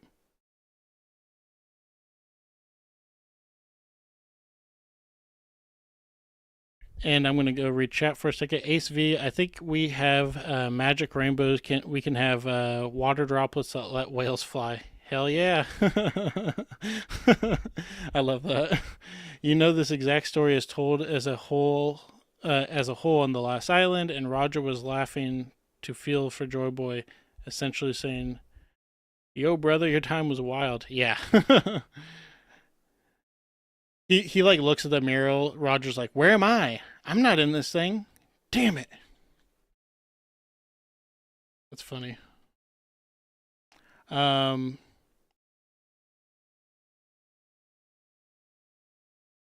yeah. So this, this to me is somewhere around the points of like a Laboon or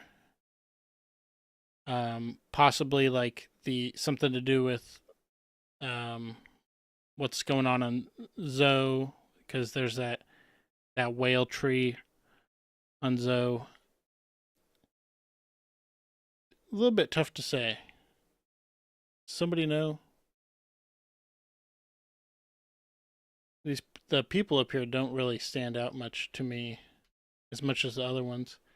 Emmet has played their role, so it's curious to know if this could be like more like what Frankie looks like eventually, or what Pluton looks like. I don't know, right? Because you can also think that this is Pluton, and that this is like oops, and that this is a clever hidden Pluton in the drawing, putting Frankie in there themselves. Frankie obviously having the blueprints to a counter for Pluton. You could imagine that if Frankie's had the blueprints for something like 20 plus years, that Frankie might have taken some of those ideas and those blueprints have implemented them into the Sunny and even his own body.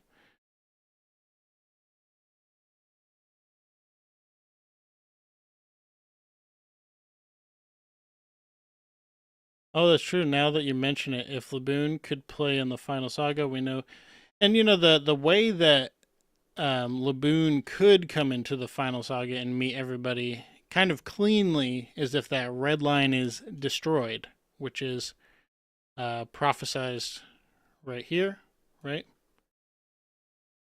So we know the red line will be destroyed, and then Laboon would be able to swim his ass over there and meet everybody pretty cleanly and possibly help and fight with his friends. That'd be cool. And a big ass whale like that, I mean, they're not going to be nothing. You know what I mean? They're not going to be nothing.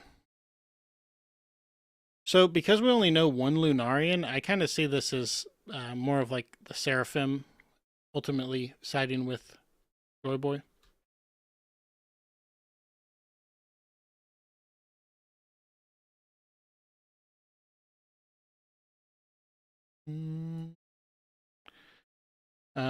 What else do we got here? We got these symbol right here, right? Symbol of the sun on their shields. The Sunlight Alliance. To me, this is a Vivi.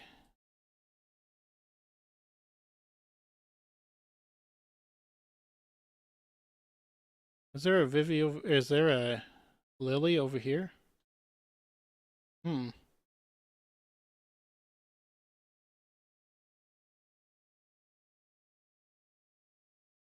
Hmm. Interesting. Lily, is this you? The small dude next to the mermaid. Oh, this guy? Tontada. It's got to be a Tontada. Part of the Straw Hat Grand Fleet. Pretty important in the overall thing. So, tone. I'm just going to put Tonta. We got Wano right here. That looks like ass. I put Wano right here. Got the Ninja Star, the Katana, probably Momonosuke.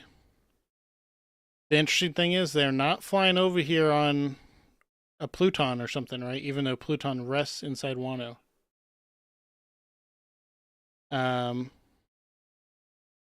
Assumed to be like a Sea King or Neptunian. This is Poseidon, obviously. I'm not even going to bother marking that.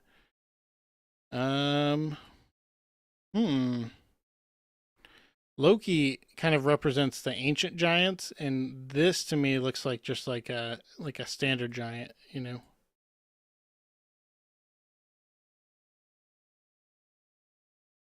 We know there's more than one type of giant. In fact, like the most of the giants on Elbaf don't have that ancient giant blood that somebody like Loki would have.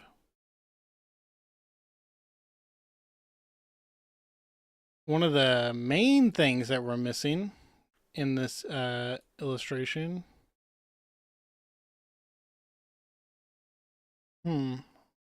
Just looking at some things and I'm like, who could some of these be?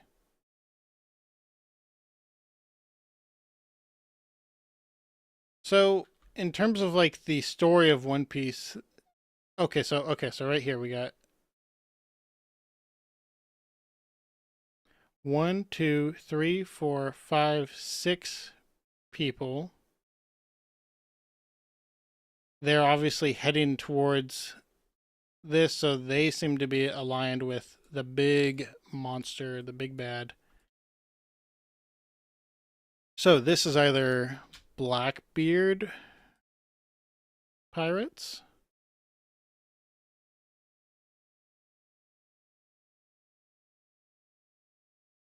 or God's Knights or something, right?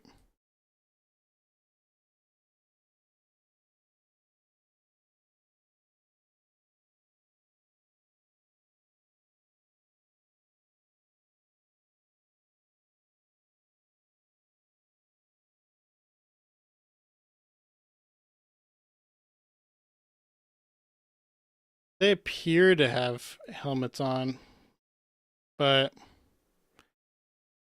tough to say, right? I mean, Luffy, like, I don't know how much you can rely on that, right? Because Luffy doesn't use a shield. Is he going to just start using a shield? It's, doesn't really appear to be in the cards. Luffy also does not have dark skin, which he has darker skin than like damn near everybody on here. So I personally am not paying too much attention to like if these are helmets or hair or whatever, um, because I just don't think we can quite tell, right? Like, why is Luffy so dark right here? It's definitely interesting.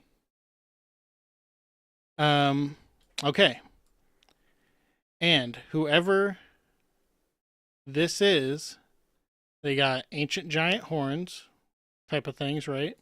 Looks just like Loki's over here. They got wings like Lunarians. They have like the same skin tone in terms in the mural as Luffy or Nika, kind of drawing a connection between them. Note that just like if I'm taking the current story of One Piece, is there a stronger connection between Luffy and Emu or Luffy and Blackbeard? Who I would argue Blackbeard and Luffy are direct foils to each other. Whoever this is, Luffy has all these different races and traits and powers, you could say, fighting alongside him. Whereas this giant demon monster thing that could be the essence of void or emptiness, it has essentially absorbed all of those traits for themselves. It's consolidated the power. It's consumed everything.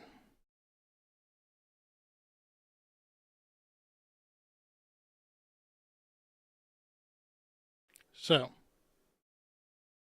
given that information and given what Blackbeard's fruit can do, the darkness fruit, it has unlimited gravity. He can eat more than one devil fruit. He can take devil fruit powers from other people. And we know that a lot of devil fruit powers are tied to bloodline elements, right? They're like Zoan fruits are attached to the will of the fruit or the will or in a will being in this case like a soul or a memory, something that has a tangible weight in One Piece. Blackbeard is able to take that or absorb that. And so if he like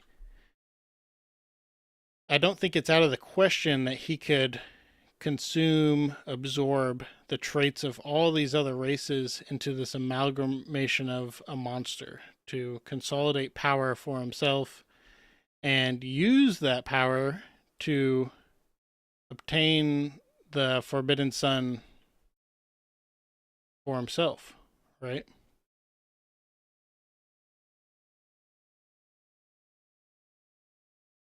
In this example, what we've talked about is the sun god dances and laughs, guiding the world to its end. This would mean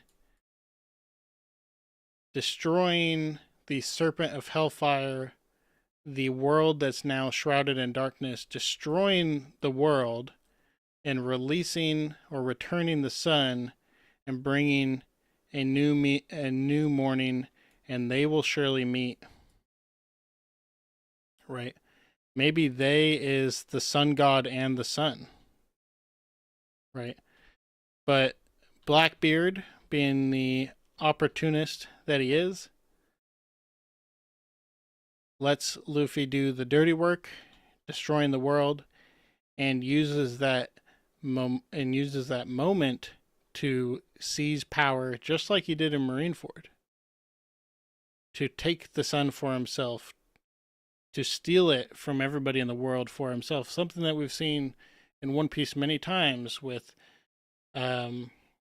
Crocodile stealing the water in Alabasta for himself. He's stealing and essentially stealing the kingdom, stealing something that the people of Alabasta needed to be free, to be alive. We obviously also see a very similar thing in Dressrosa, where like memories and stuff are stolen, right?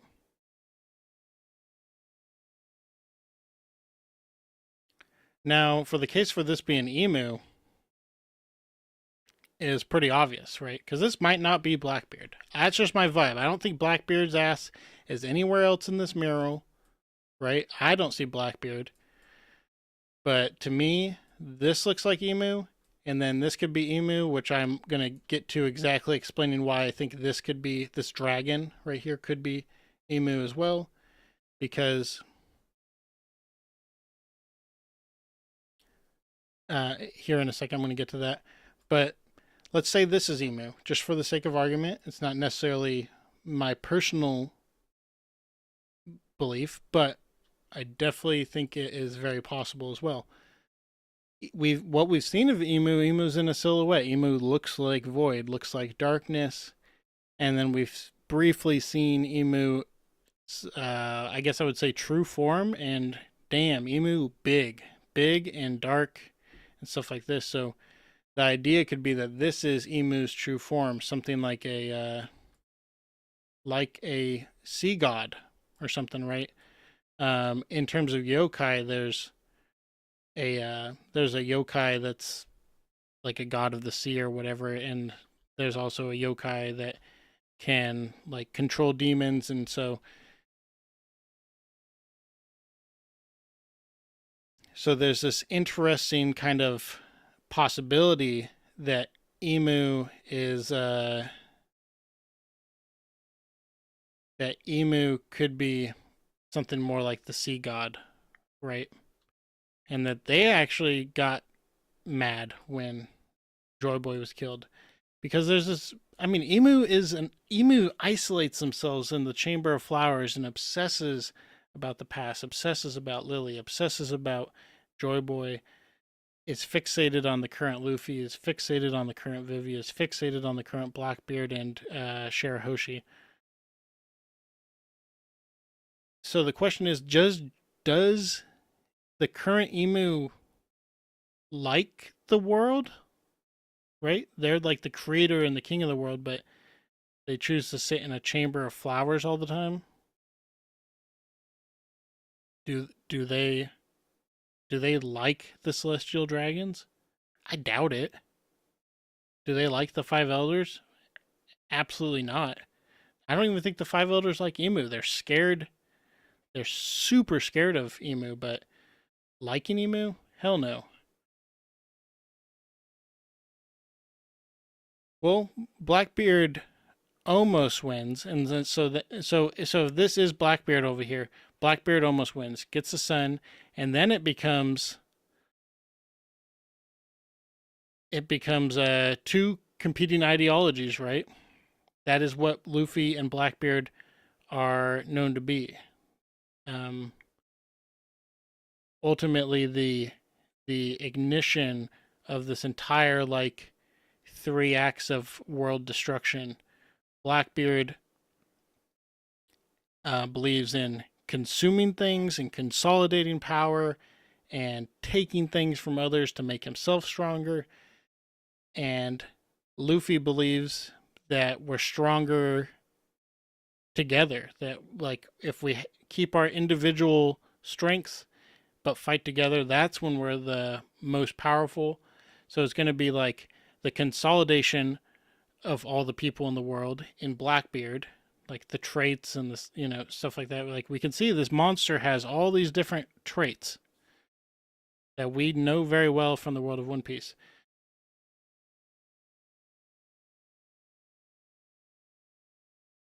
But Luffy has access to those traits as well, especially by the end of the story. Like he's made all these friends and alliances, people that would be willing to fight with him, whereas Blackbeard is forcing people to fight. Like he's forcing people to fight for him. Now, what does Blackbeard want with the sun? Probably just wants to eat it. And maybe Luffy wants to eat it too, but for two completely different reasons.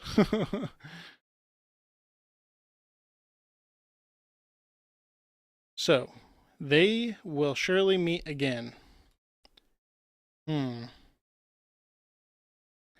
think, in my opinion,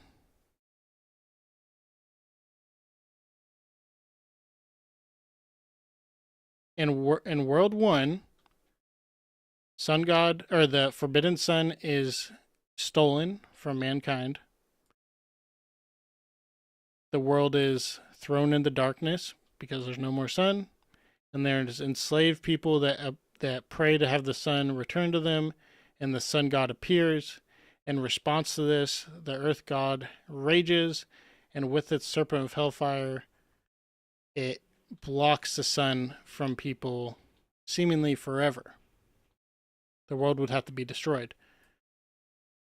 In the next world, the sun god is reborn again through the dreams of those of the moon and those of the half moon. The sun spread the fires of war. That could be whoever controls parts of the sun, that energy source, and is using it for weapons and technology and science. We know the ancient kingdom is far, far technically superior to the vast majority of the world. That the ancient kingdom would have been isolationist in nature. And we know that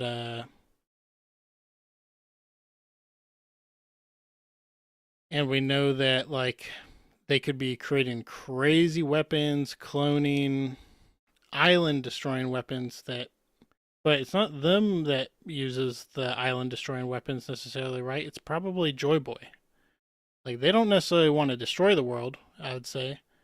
But Joy Boy, I think, sure did. Nika sure would want to.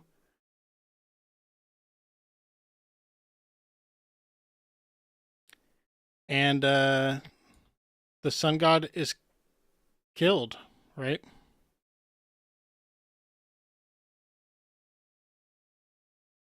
But the other question is man, not mankind, man killed the sun and became God.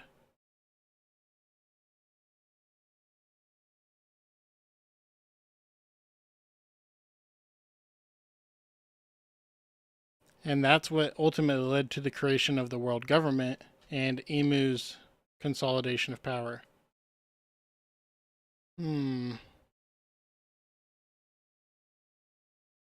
And in the world too, we don't really see anything about this forbidden sun or just the regular sun, right? We just see the sun god appearing because of being dreamed, of being hoped to appear. And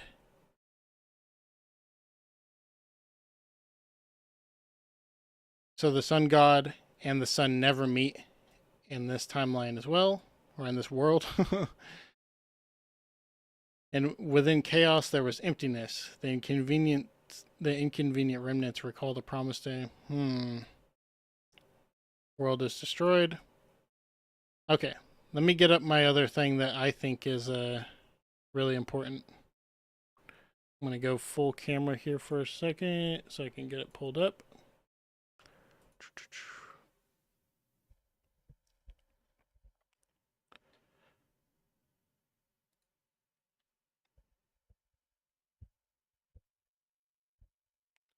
All right, what do you guys think about what I've been saying? Am I crazy and lost my mind, or am I on point? Now, besides being obsessed with this story, like, I'm not personally a writer or anything. I got a degree that I half-assed my way through college in English literature, and I do love literature in general, but wasn't super passionate about it in college or anything. But I think I'm kind of decent at breaking down uh, elements of literature into smaller pieces to then be hopefully analyzed a little bit more thoroughly.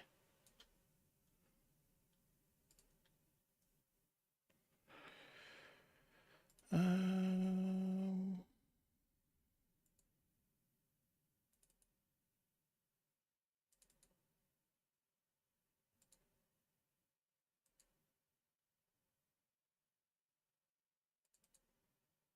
oh, here we go. That's what I'm looking for.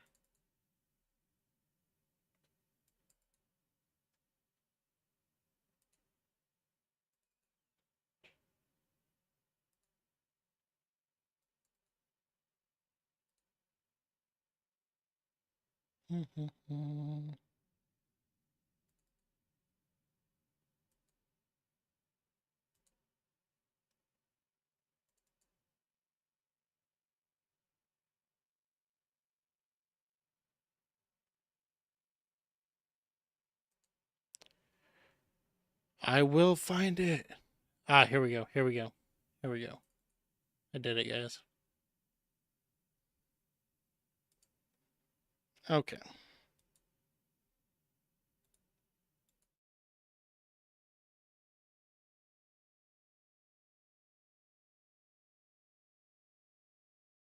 It makes sense.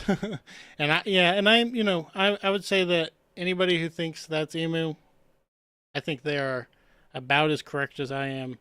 It is really tough to tell because I do think that emu and Blackbeard are like connected across the worlds 2 and 3 of this mural in the same way that Joy Boy is connected across the those two worlds as well. So hopefully that part kind of makes sense as well.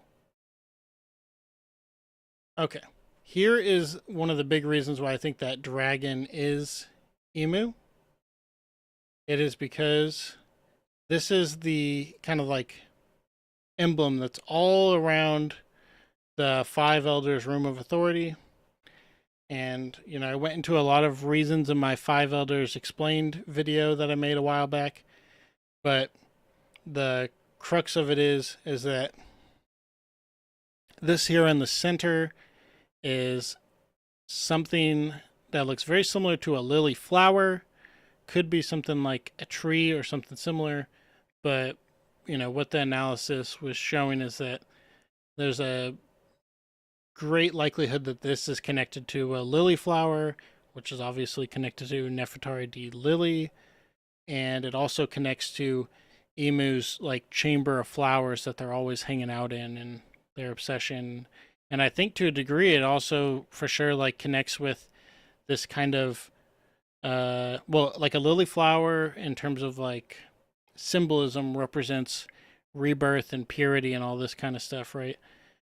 So that's kind of like what the acts like the first world before it's enshrouded in darkness and before the sun is touched, it would be its most pure state, right? Um, and then the world is reborn twice since that first world ended and was enshrouded in darkness. But anyways, these three symbols around the circle, to me, appear like dragons, right? Like you're looking down or something, or looking up, but like I think of it as looking down, and you got the wings, you got the tail, you got the head, and then of course here in the mural, we got a big ass dragon right here, right? And they're called the celestial dragons. Um, this serpent right here, the I would personally say that it's a little unclear exactly what's going on in here, but it sure does look like the dragon and the snake are fighting, right?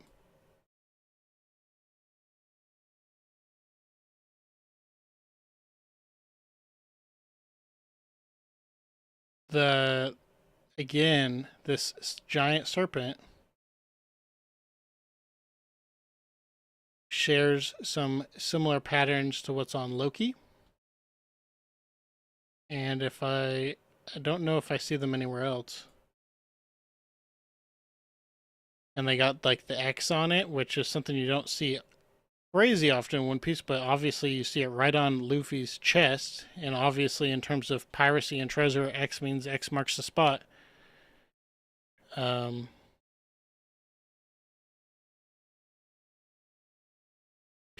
I've seen people online thinking that this is like dragon might have like the fruit that is like the world serpent fruit or something. I don't know about that, but it's kind of interesting that if it was.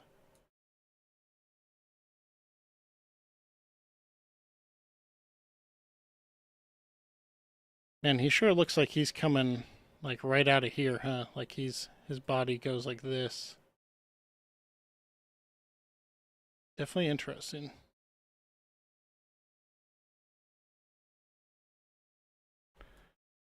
I would say that it's very interesting. This is a very futuristic thing as well. There's also a bit of a possibility, like everybody's been reading this mural as like this.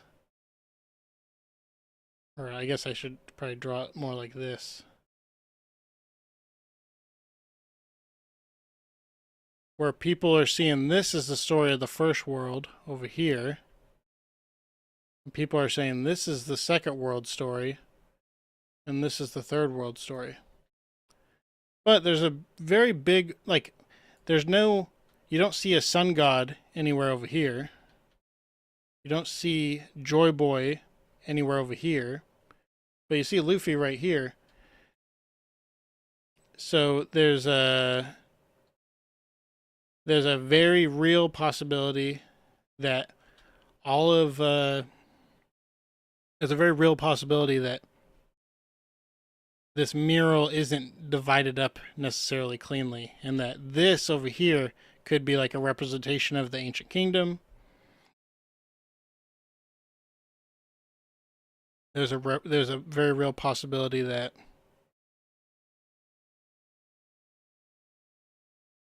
this entire thing is showing maybe everything that's going to happen over here. We don't really know. The only real like natural divide we see here is this tree going down the middle, and I think that's why people kind of naturally create these kind of walls. But there might be a lot more like nuance and complexity to it than that. Maybe. I tend to kind of divide them up as well, though, I will say.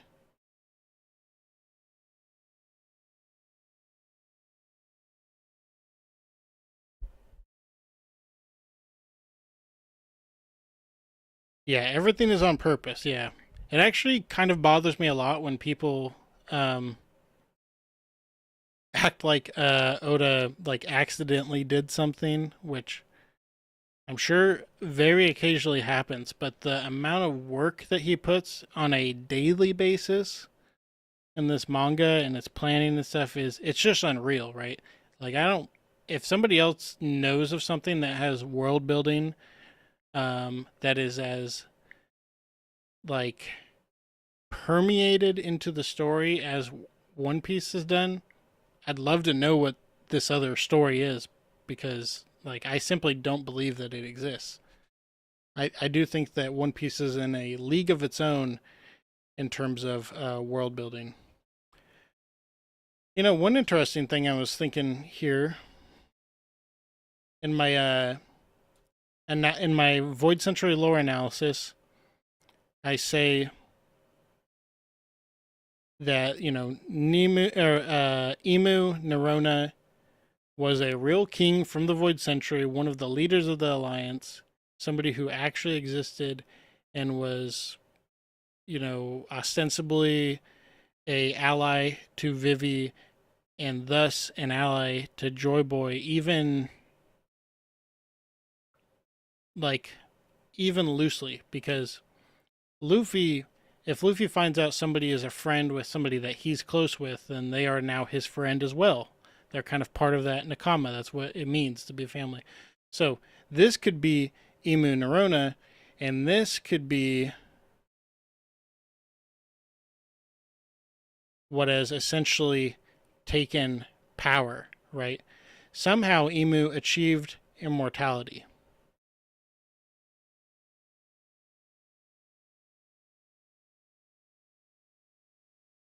The fruit that does immortality is called the Op fruit.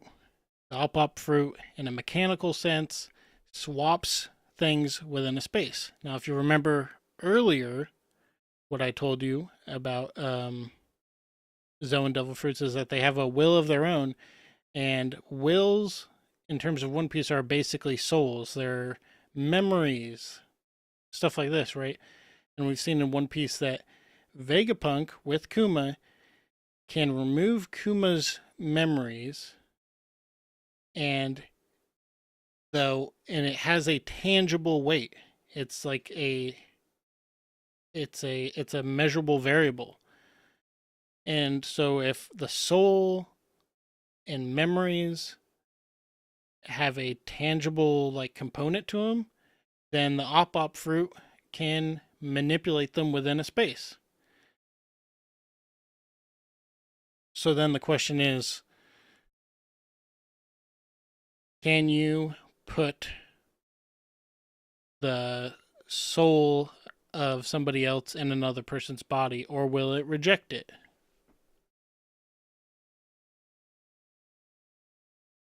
I would say that somebody like Blackbeard appears like they can do that, given how he can use multiple devil fruits. So I don't think it's out of the question that somebody else could have done it in the past, and maybe that's how Blackbeard learned about it. It's definitely a big question, right? Because Emu was an ally of Lily and possibly an ally of Joy Boy, but now the Emu that we know probably isn't really the same person, right? Just isn't. And maybe the real Emu Nerona sleeps inside of whoever is piloting that body, kind of like the will of a Zoan fruit would, sleep or be unawakened inside the body of a Zoan fruit user.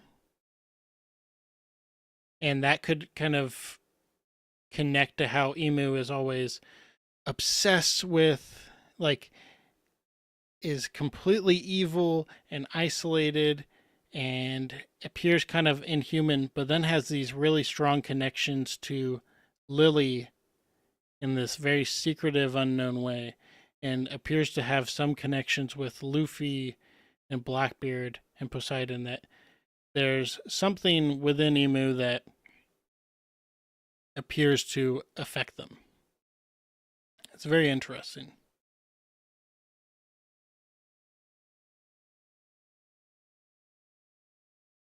In Norse mythology, the world tree Yggdrasil branches spread out through time and space.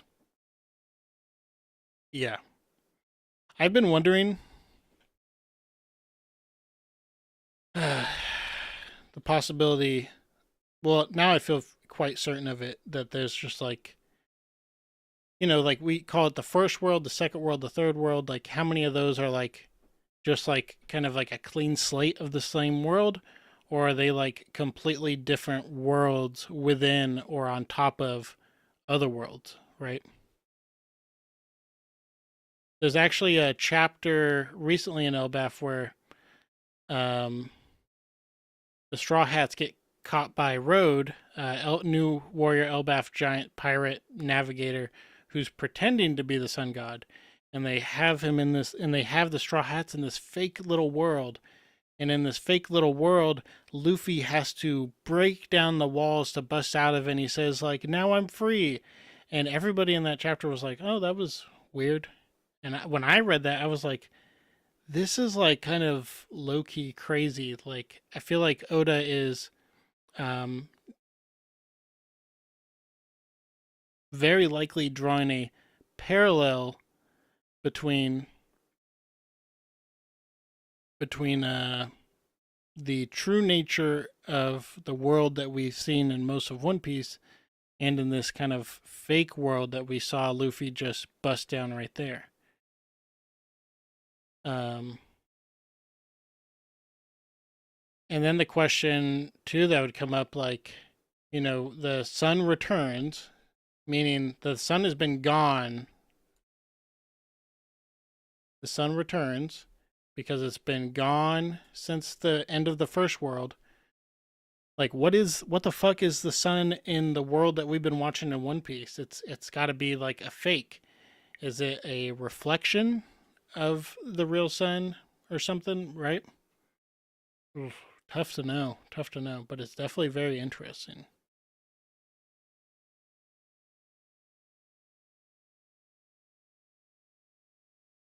Does Blackbeard and his crew know about this? I think they have an idea, hence they say they want the world.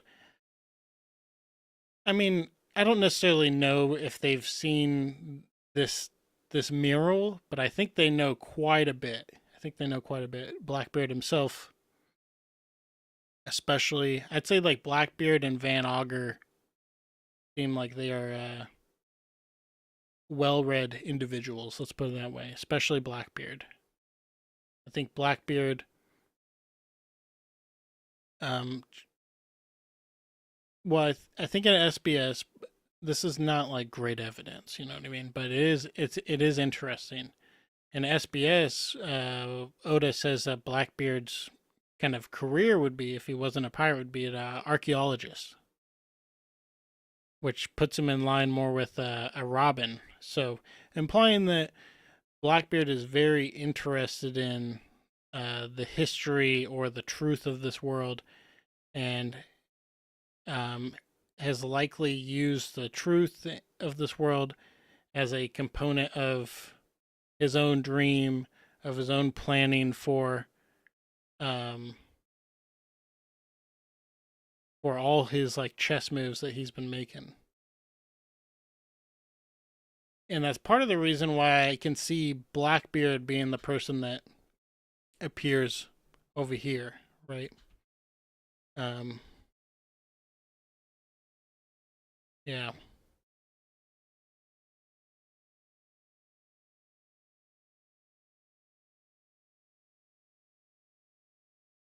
I'm gonna take a look back here at the first world and see if I can figure out. I know people. Hmm. I'm still so like completely kind of bewildered about what this is exactly.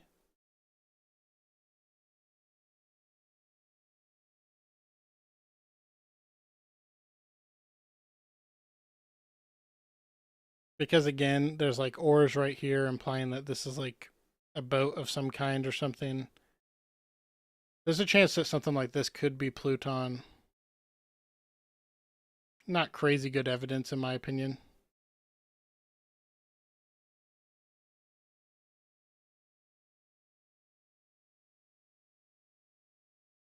It also reminds me a lot of Laboon and how like there's like this like interior to Laboon. And then I'm pretty thrown off by this white angel here as well.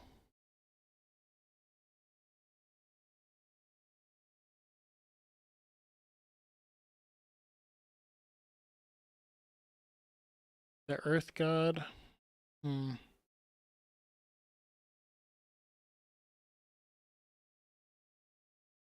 And like, what are they doing in there?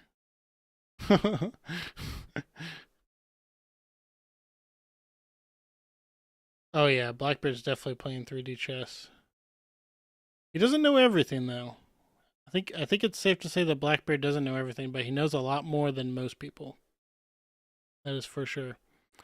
This is like another interesting thing here is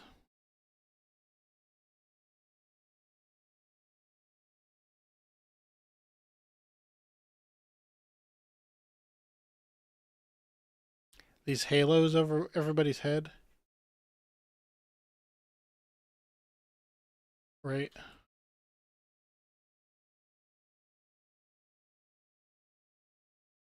That's very interesting. What is this right here too? This looks different than the clouds that we see right here. And it looks like this is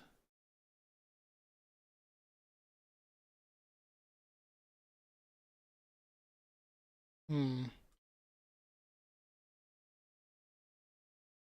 very interesting. You can see a little bit of what's up. There's stuff behind these texts too. Like we see this pattern again, right? This pattern is right here.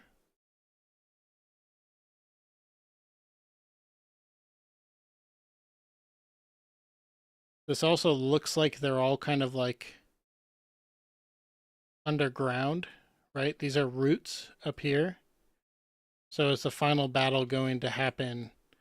This kind of like would fit, right? The knowledge that the final battle that the One Piece is like under the red line or something, right? Or like the One Piece is hidden so well, like it could be if there's like another world on top of if the third world is on top of the second world, which is on top of the first world, then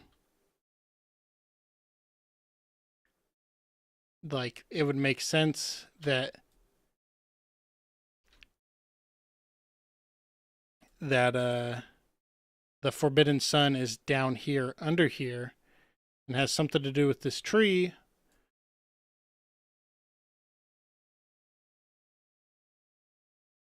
And that if you go under there, you could probably find the ancient kingdom as well, which is right here, in my opinion. Hmm. Hmm.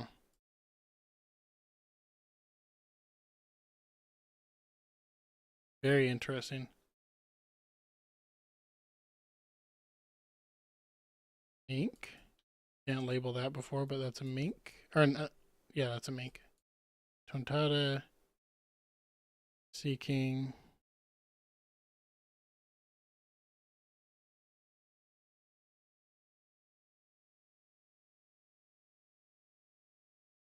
Who would this be? Anybody have any ideas who this is? He's got like this weird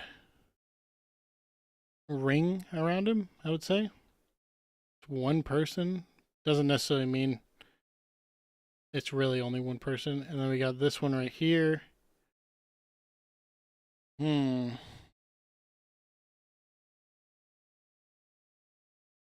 Is this dude NL?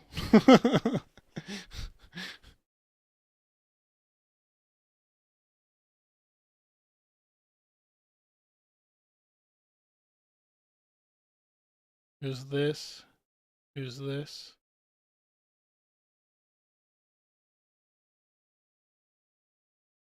Well, part of what I also wonder is like, you know, where does the Navy and sword come in to some of this? Because Kobe's tied so closely to Luffy, right?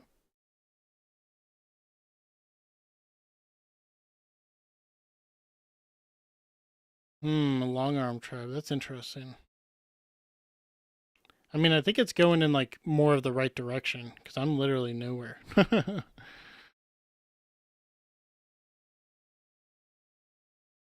I would also expect one of the people that would come to fight with Luffy would be like Amazon Lily and Boa, obviously.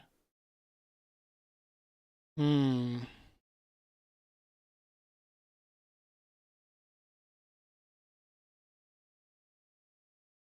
such like an interesting whatever this is.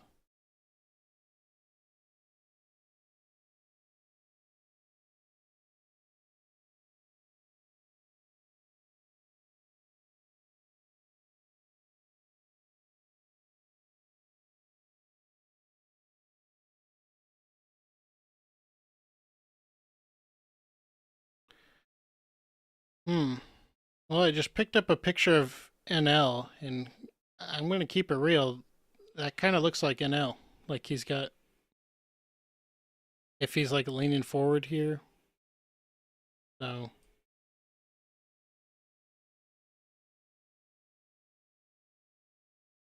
that'd be crazy. We've always been wondering what NL's up to. One, two, three. Yeah, I don't know though. Seems kind of too good to believe.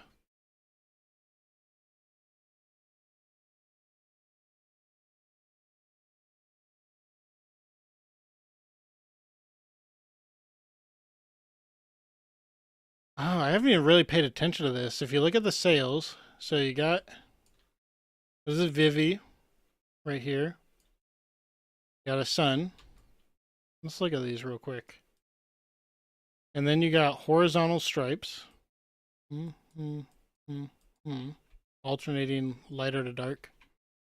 Then you got vertical stripes. Dark, light, dark. Oh shit. Kind of looks like a... Oh, that's interesting. There's two of them stacked together. They're different. This is the same, so you can assume that these two are connected. These are all connected. Hmm.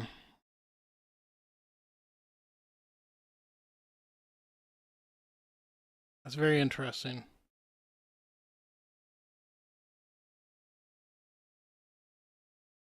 Any of the same flags over here? I don't think so. Hmm.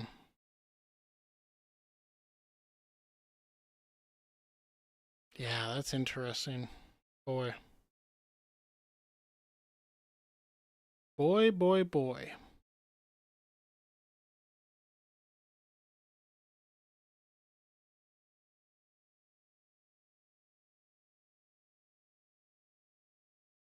Are all the stick spears? I would definitely think so. I mean, they could probably be like swords as well or something, right? Hmm. Maybe like cross guild or something, right?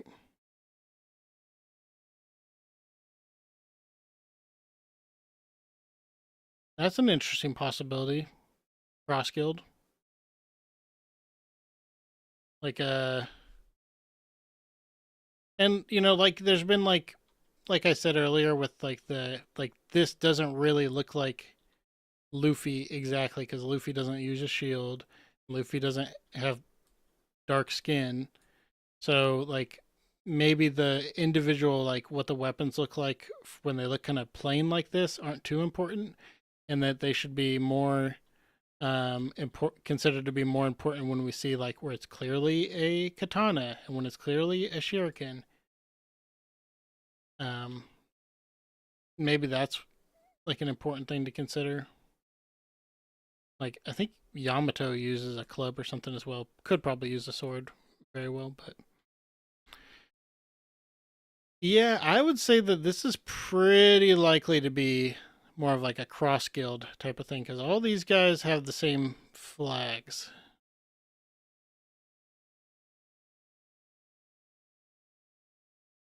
Very interesting. I didn't even think about cross geared, so but still not 100% sure for sure. I guess the other question is like, where does Dragon, where does Sabo, and the Revolutionary Army come into all this as well? Because I don't see them over here, unless this is them as well over here, right? Like this could be the Revolutionary Army or Cross Guild down here. It's some factions that are close together. This small little group down here. Well, it's not. It's actually a pretty big group. Shouldn't call it small. Oh, but they're tied to Wano. Like they got a similar flag to Wano up here too. Boy, boy, man, they're making it tough on me. So Wano has a half moon, right? Um, that's their thing.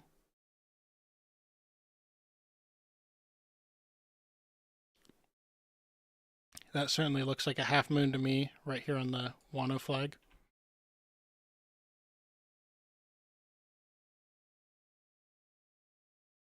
Connection to it there as well. And then half moon, darker moon. Hmm. There's something here. I'm gonna have to let that kind of stir for a little bit. But I think for now we're gonna call it because I feel like we got a big part of this analysis. I think this went really well. I hope you guys had a good time hanging out with me. I had a good time streaming, and thank you for being here. If you haven't seen my latest video, please check it out. Worked hard on it. Yeah, making new stuff in the future, and just loving One Piece with you guys all. It's a really cool. This is such a cool chapter to be able to see. Like, I feel bad kind of for the people. I hope not too many people got this completely spoiled for them. But it's also like not that much of a spoiler too, in like a weird way. Like you have to know a lot to really unlock a lot of what's going on here, right? Oh man, I didn't even get into like all like the rain and stuff from up there. Ugh, gosh. Anyways, yeah, it's so crazy. I don't think it could be spoiled. Yeah, I tend to agree. um, but yeah, you guys have a good day. Bye now, guys.